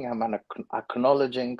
Maybe I should just burn all this and just turn myself into something else. But if you look back at I think I'm always amazed by people who have progressed in their lives, regardless if they're doing professing or they have scientific degrees and they're doing science or research or whatever. I really enjoy people who take what they have, what life has given them and maximized what life has given them, or God, if you believe in God, depending where you lie on this great debate, and maximize their participation in life. I mean, that's I think what I would say. A lot of people tell me, "Oh, professor, my daughter, my son wants to go to this university, that university." Yeah, yeah. One said to me the other day, I want them to go to Yale. Oh, yes, Yale or jail.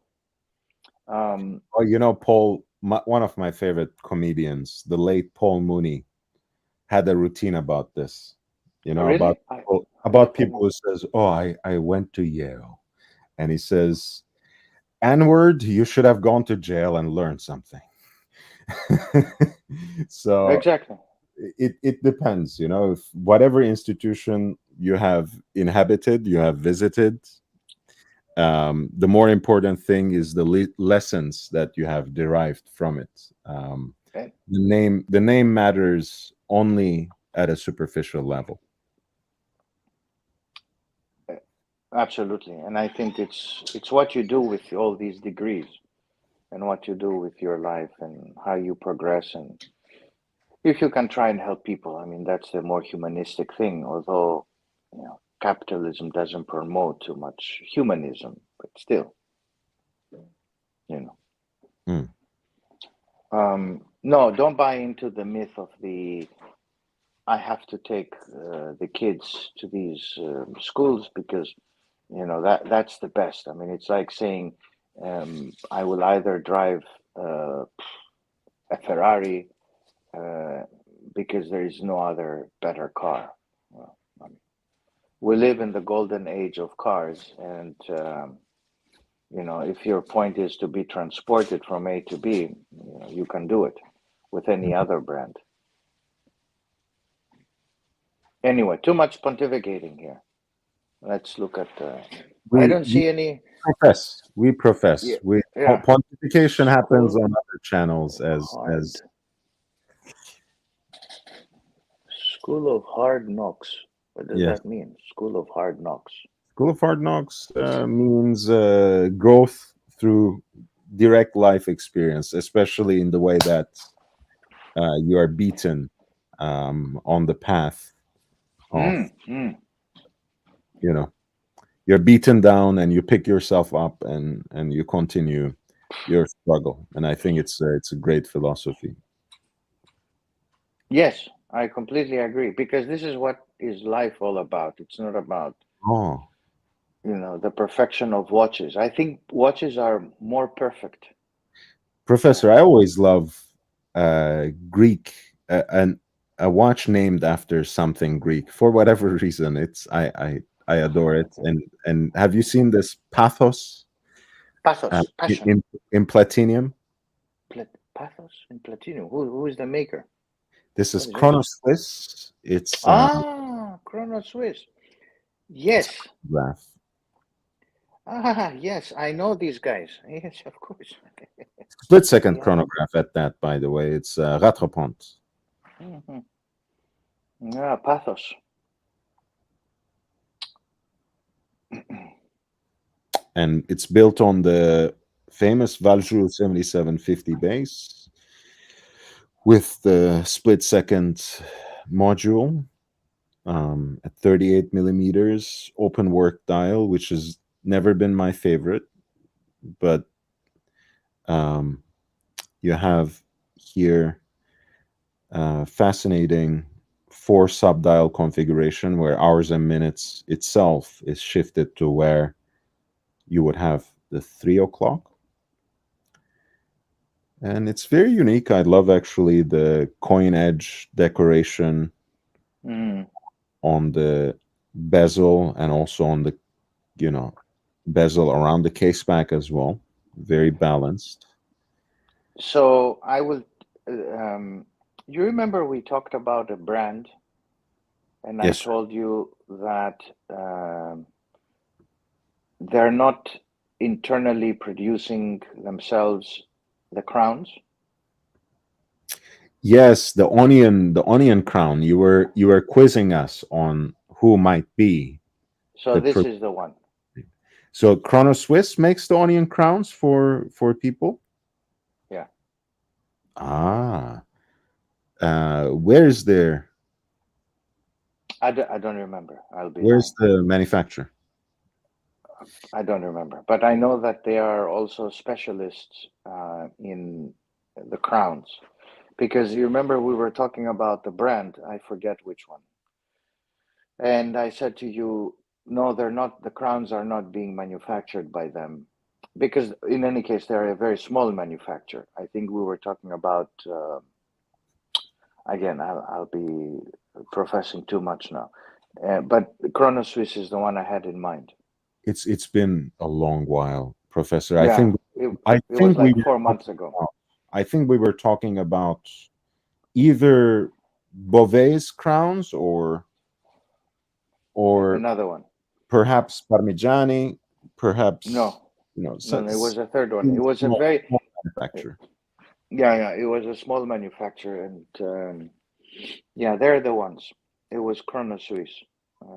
And of course, you see the resemblance between them and Chrono Suisse because they traditionally had production of this crown for a very long period of time.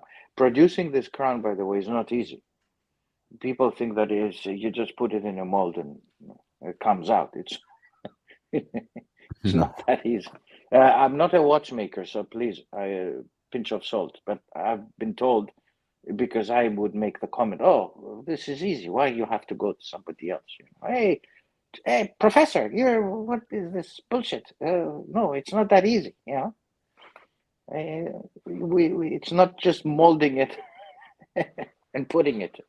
It's not easy. And Rolex in the past had problems with their crowns. This is pre 2000 because for many years the crowns were actually outsourced, Mm. and they are hollow. It's not. It's not fully, on the internal. It's not. It's not gold, full gold. So they had problems with that for some time, and then that's what pushed them to produce them internally. Hmm. But this was kind of a drive towards the second half of the Patrick Henniger's stewardship of Rolex. Perhaps I should write a biography about him. Not a lot of people know. He's a very interesting character because he was um, the last of the CEOs who were part of the original family of Rolex. After that, they all went and started picking up executives who were from the watch industry, not within the Rolex family. Patrick was a very interesting person, and his father was before the CEO of Rolex. Yes. His These two were brilliant stars because during the Henniger's um, reign, they saw the production of many very interesting pieces, and that's when really Rolex started expanding and horizontally and vertically, streamlining the processes and trying to do a lot of things in house. Patrick was the one, Henniger, who said, who moved the Daytona into a in-house movement. Um, a lot of manufacturing enhancements were done during, the years he was CEO. Unfortunately, he passed in 2013, and he was a very iconic CEO because he wasn't your typical, let's say, CEO looking like a CEO. He was more like my life and passion is watches, and I really enjoy doing this. And he was a very outwardly outgoing person, but he believed in the brand because he lived it. His dad was there from really, the early beginnings, not the 40s, of course, but later on. So between his dad and himself, I mean, Rolex really became the iconic brand that it is today. And then they had a bit of a difficulty with the ones that followed after that, after Patrick's sudden departure.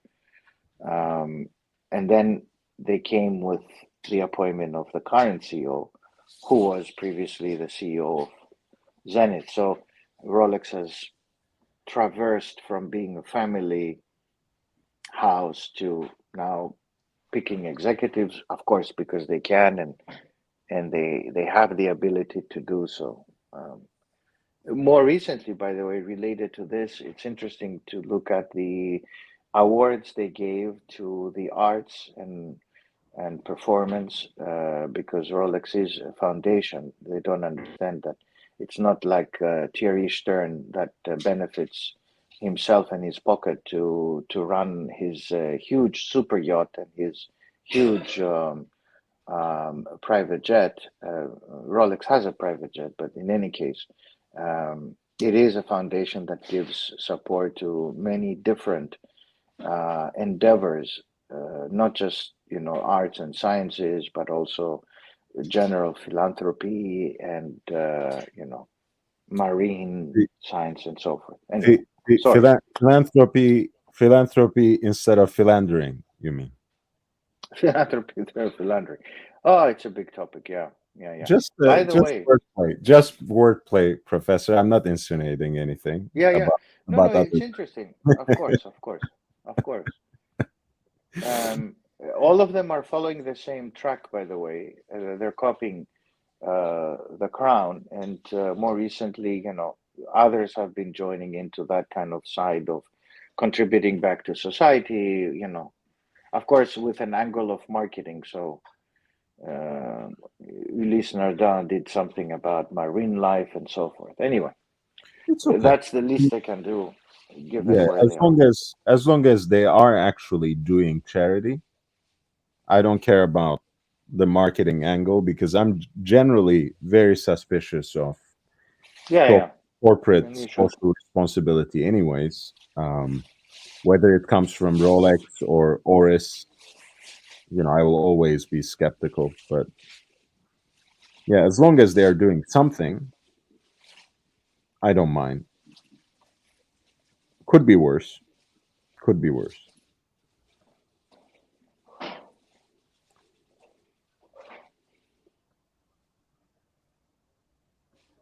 They Let me could, ask you, how did you decide? Sorry, I go ahead. of course. Your Go ahead. question. No, no, no. How did you deduce that in the previous auctions you observed, uh, have the amounts gone down? Are the prices that these items are fetching at the auction level getting less than before for similar watches? Can you comment a Yes. little bit? That will be interesting. Yes, I think okay, to since we are also nearing the end of today's live stream, I think that's a good direction, and I appreciate your question. It gives me a chance to wrap up in a meaningful way rather than running away. Um, in the spring season, because some of the effects of the geopolitical crisis and the coming recession were only beginning to be felt, the most prestigious auction houses, which mostly curated lots of hyped watches, of very desired, very exclusive, barely available watches, um, we didn't feel much in the spring, right? You still had very strong results, and the estimates have scaled back to the regular conservative levels rather than the optimistic estimates we became used to seeing in the auction circuit, because every ceiling was completely obliterated in the last 2-3 years when it came to the most desirable models, whether they were unique watches, but more increasingly the serially produced watches that are still being produced, that should ideally be available, but that are actually not accessible to most through the regular channels. Now, in the fall season, finally, the results started trickling in. Last week there are a lot of auctions happening towards the end of this week, so um, we'll see it more. Bonhams was a good indicator because they had an auction that was curated off decent quality pieces, but no heavy hitters. Hmm. Just predictable. Your old school collectible vintage Rolexes, some interesting Pateks, a nice assortment of the usual suspects, and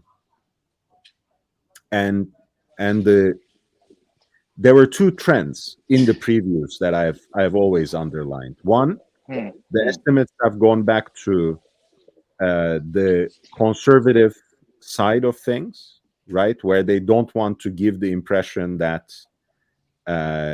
they are predicting very strong results. Where the estimates have been optimistic, a lot of pieces have not even been sold because they haven't Oh. actually hit the reserve. The pieces that have been sold, except for um, examples that have been trending upwards and upwards, like platinum Langa One, for example, right, with the black dial uh, and like this all black face aesthetic, which is very desirable. That performed very strongly at the Bonhams auction on October 20th, but everything else seemed like a target of opportunity. They were, including the premium, they were quite on the lower end of the market prices today. So we will see with the Phillips, Sotheby's, and Christie's, which have a little bit more hype centric and a little bit stronger in general curations. They have their pulse a little. They have their finger on the pulse of the collector, so they do a better job in selecting the examples and models for their auctions. I think they will have stronger results than Bonhams, but when I look to the usual suspects again, watches that are a little more commonplace but are still collectible, I'm expecting to have um, relatively soft results because that's where it has been trending. And the last thing I will say, for even hyped watches, um, when you look at the estimates, you will see huge, like wide spreads. Like they would say things like the estimate is 40 to 80,000 Swiss francs. Right? That's not usual. You're not supposed to do that. You're supposed to get as close to it as possible. I'm not saying you are not allowed to, of course, but it is indicative of something, right? You really don't know where this will land. If you're saying something like this might go for $40,000, it might go for $80,000, right? That's a pretty wide spectrum. So let's see. In 2 weeks, we'll have a more complete picture, but I think recession is being genuinely felt in the fall auction circuit. Yes, sir. Yes, sir. And you see it, Lord, very well said. In you talk about the market, the auction market. I will say a few words about the general economy. Right, it's a function of liquidity. Liquidity, because of interest rates, is being reduced massively. Home prices are falling. Right, in the U.S. Don't listen to me. Just go and read or ask your property guy or real estate guy. Prices are falling, and as we said, they're bound to fall. Now, all I wanted to say is that because I've seen 5 recessions, right, things pick up. Okay, we're not going to be like this forever, but we are still in the middle of this great storm. Stock markets are falling. People are beginning to say, oh, is the recovery coming? Are we going to go in a bear market in US stocks? Not yet, but of course, stocks recover quicker than other sectors of the economy. This is one. So I don't know when this will happen, but it will happen. Probably we have another few months, several months of bad news in stocks. We have rallies within bear markets, so meaning that there is a improvement in the stock index, but it is overall going down still. And we don't have any negative news yet on the employment market. The labor market in the US is very hot. You have two trends. One is people don't want to work, and the other is those who want to work are fully employed. So this is the strangest thing I've seen, and other economists have seen for the last 40 years. Participation rates have declined, meaning people opt not to work, but yet the market is very hot because there are people, who really want to work, and certain sectors of the U.S. economy cannot find jobs, people to work in jobs. They can't find young people to work. They're not there.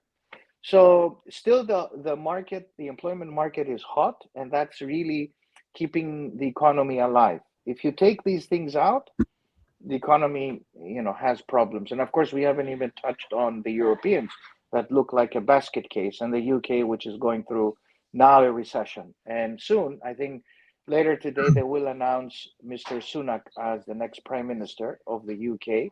And so we'll have this gentleman trying to fix the problems of the UK. But unfortunately, I think they're more structural, they're more deeply ingrained in economics, politics, and society. That's all. The professor has spoken. That's great.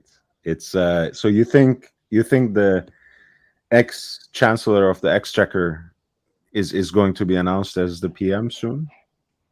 Tomorrow? I think 2 p.m. today. I think today. Yeah, today. That's it. He is, funny enough, for my or yours and ours, the UK audience. It's very interesting, guys, how the old boy network is still working in the UK. Another prime minister who went to Oxford, unfortunately not to Cambridge, but it's okay. Well, another person who went to Oxford, same kind of studied the same courses, same degrees, and let's see if we have the same result or not. But yes, Mr. Sunak will be the next PM, and we'll see how it goes. I don't think it's really up to him, but I think he will bring more common sense, because the previous one was just overhyped, and she was like a turquoise blue Oyster Perpetual 36. I think, I don't know. I feel like compared to Boris Johnson as well, Sunak strikes me as a more reasonable person. Now, I don't know if that will make him a successful politician or not. I wouldn't know anything about that, but no, let me say something about that. I have a personal opinion, because I met them all. And I think Sunak is more of a markets person, because of his experience. He understands markets, and now the UK, Britain needs to understand markets. Its leaders need to understand markets, because there's a huge disconnect between what politicians are saying and what markets are getting as a feeler of what is to come from the government. And there is a disconnect, and they don't like this uncertainty and kind of, complete confusion that is being created by the government. So this guy is somebody who worked in markets. Of course, he comes from a very wealthy environment. His wife is a billionaire, Indian billionaire, and Mr. Johnson was more of a, let's say, theoretical, not practitioner, more of a theorist. I think Mrs. Truss was just a disappointment. She didn't understand. She didn't have the capacity to understand the interplay between governments, markets, and what needs to be done. And of course, her exchequer, her chancellor, he was educated at Cambridge. I was happy to see that, but he was a journalist. So it's good if you are a journalist, it's good not to become Minister of Finance or Treasury, head of the Treasury, as you call it in the US. I don't know what you call it in the US. US is confusing when it comes to... No, Secretary of the Treasury Secretary, Mrs. Yellen, another professor, academic. Not bad, not bad. I have others that I would have wanted them to be Secretary of the Treasury, but that's yeah. So let's see how it goes. I mean, with all the turmoil happening, Soon, I think Patek will announce that 80% of their production will decline because of the natural gas shortage. And you will only be able to buy Calatrava, but without the strap. Actually, you're going to carry it in your pocket because it has this back that you can open. So you're going to be opening the back and the front, looking at the time. And you will also buy the fuel for the private jet of Mr. Stern, so he can fly on his yacht in the Caribbean, benefiting from the garbage watches that he sells. Hmm. How about that? We're not getting employed anytime soon at Patek, but Oh that's no, not my intention. I'm not. I'm not seeking any employment or consultancy. Lord and You Professor should be. are employed You by should be Patek. a little more. You might be concerned about something like that. These brands, I've never been immediately connected to any one of them, and I do I don't take a care. certain kind of pride in that as well because it gives me a certain sense of objectivity without having to profess any allegiances. No, I mean, I look, in my case, my position is very clear. And I do opine also on the good and the bad Of course. of one brand that I know quite well. And I do say where I think they have done things right or they're doing things less right or wrong. But on the others, I think people want to listen to that rather than, oh, okay, what a beautiful. Rolex decided to discontinue the OP because they were worried about Tiffany and LVMH. Yeah, sure. You know, as Rolex cares what LVMH says, and the opposite as well. But Rolex doesn't care. Rolex is above everybody else. They, you know. Um, but anyway, that's a personal statement. Professor, sometimes, I mean, again, we do aspire to something different on this channel. That's why I love you, and that's why you keep coming back here as well. Um, but I feel like, sometimes at a certain level, some people who watch these channels just want to be entertained. They don't want to be informed. They don't want to know any better. They don't know any better. They don't want to listen. And it's fine. It's Here, fine. We can entertain them. here we try to have a good blend of knowledge, passion, and entertainment. We won't prioritize entertainment as at the expense of horological knowledge, at the expense of informed discussions of the watch market, at the expense also for the passion we have for the histories and personal stories of these watches. So we have a good balance in this channel. But some people, yeah, some people just like that. They don't want to know better, and it's fine. They wanna watch the gladiators. They wanna watch they want to watch people scream at each other. They want to Oh, they want to if you watch want to be people entertained, dress we can we and can embarrass. entertain them. No, I'm not interested. What? I'm not interested. I'm not interested again at trying to be entertaining. If we are having fun ourselves, that will reflect at some level. I Um, think we will be doing a disservice to people who are listening, and sometimes and hopefully more times in the future there will be super chatting to help you, right? To support you. This is very important, and I want to be the one who says that because you shouldn't be the one who says it, but it's important to be supported. But we don't want to do a disservice, and I'm sure you don't want to do a disservice to the people who listen, because also look, we're not we're not into the business of going around. I can take around you and the viewers where I am and walk in the river and show you how the river is and wear a watch and tell you about the watch. We can do that. You want to do that? We can do it tomorrow. I'll go around. I mean, whatever. It's not. Whatever people want to do, I can do it. It's not a problem. I can show you the oldest town um, and all of that. No, I understand. People want to be entertained because they're spending their time, but also it's important to learn. It's important to contribute to their learning. Is Lord having fun? This is Lord having fun. What does that mean? Yeah, it means you guys have a perverse understanding of what having fun means, and I agree. I agree. I Ah, don't take any so offense at that. I love Bruce G. He's so he knows so he you knows were me very well. He knows me very well in this space. So okay. I love you So too. we're not pretending. Yeah, are we having fun? I think I'm having fun. I mean, I'm having a lot uh, of fun. So yeah, as I you said, know, for me, for us, that should be the entertainment. If we are having an engaging discussion where we are having fun and where we are learning something new ourselves, I think that reflects well on the audience as well. And it is being rewarded already. Um, I appreciate the fact that we have passed 1,000 subscribers. I appreciate that the fact that the channel keeps growing.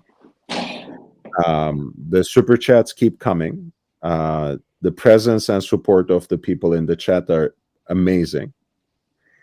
And yeah, all I ask from them is to hit the like button if they already haven't. Tell everyone else so we can keep expanding the community. And if they want to support further, the channels are open there. The super chats are available. PayPal is there. Cash App is there. The Patreon support is there if the super chat is not available in your country or is difficult to implement. In either case, hey, the the upvote is just as integral in the long term about the growth of the channel. Hitting the like button helps immensely.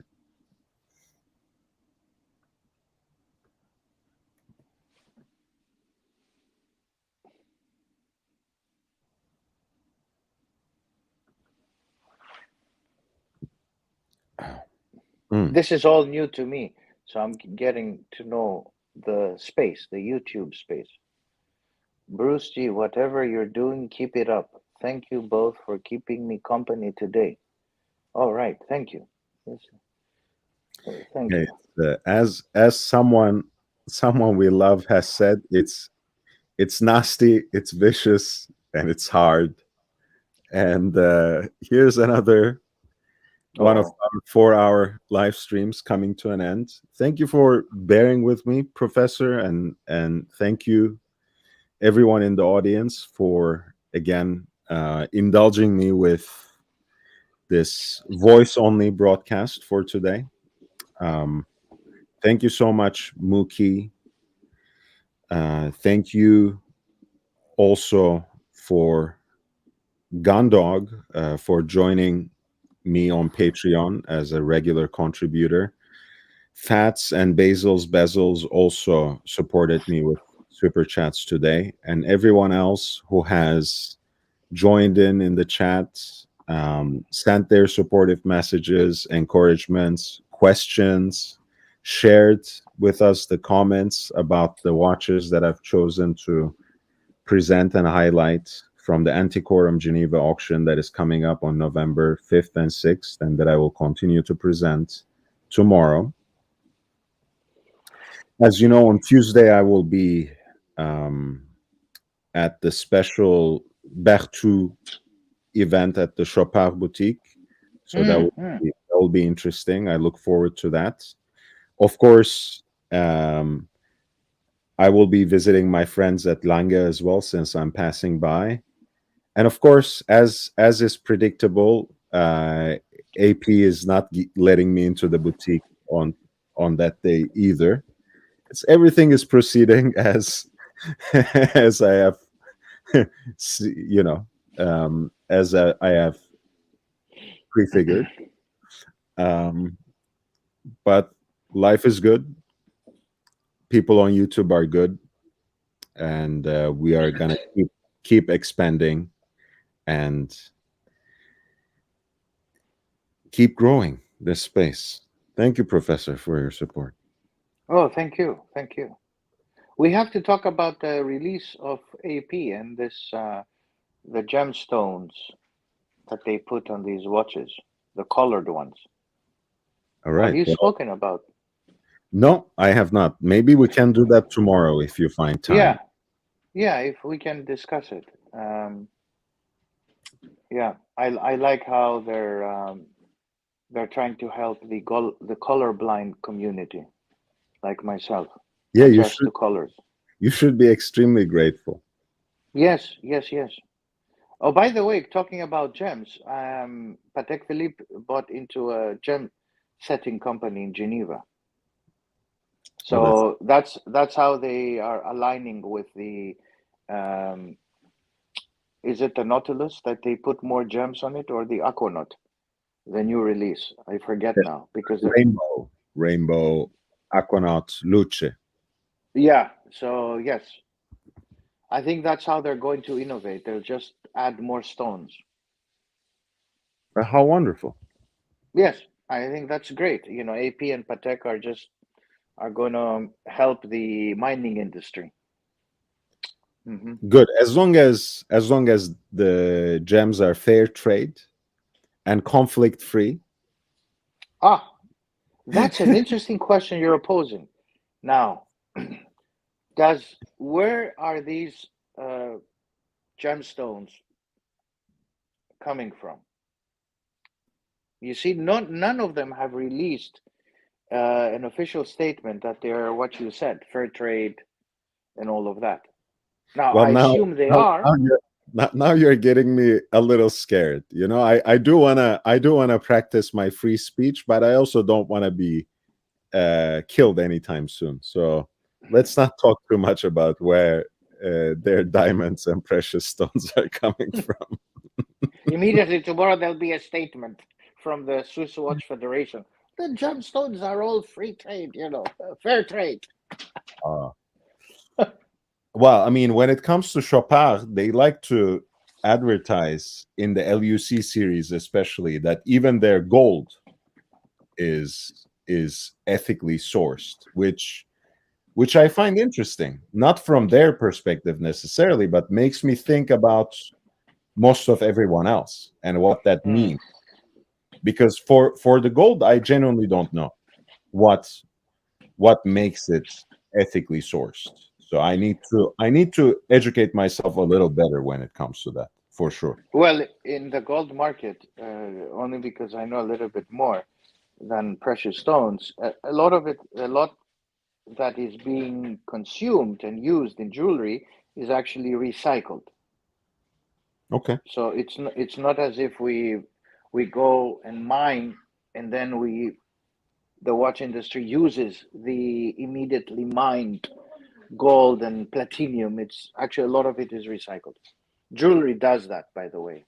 that's a good, A lot of it is recycled. So for over many years. wonderful. All right.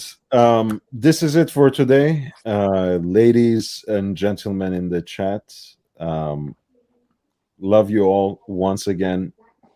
Thank you for your contributions. Thank you for the super chats. Gandok, thank you for joining me on Patreon. Mookie, Fats, and Bezels, thank you for your super chat contributions. And everyone else, I will see you all tomorrow at the same time for another marathon where we'll finish off, as always, with El Famoso Profesor, this time tearing on the AP, tearing on Altmafia, apparently. Tomorrow is automatic day. Of course. Uh, ethically ethically practiced slaughter, and next on the chopping block is AP. Take care, everyone.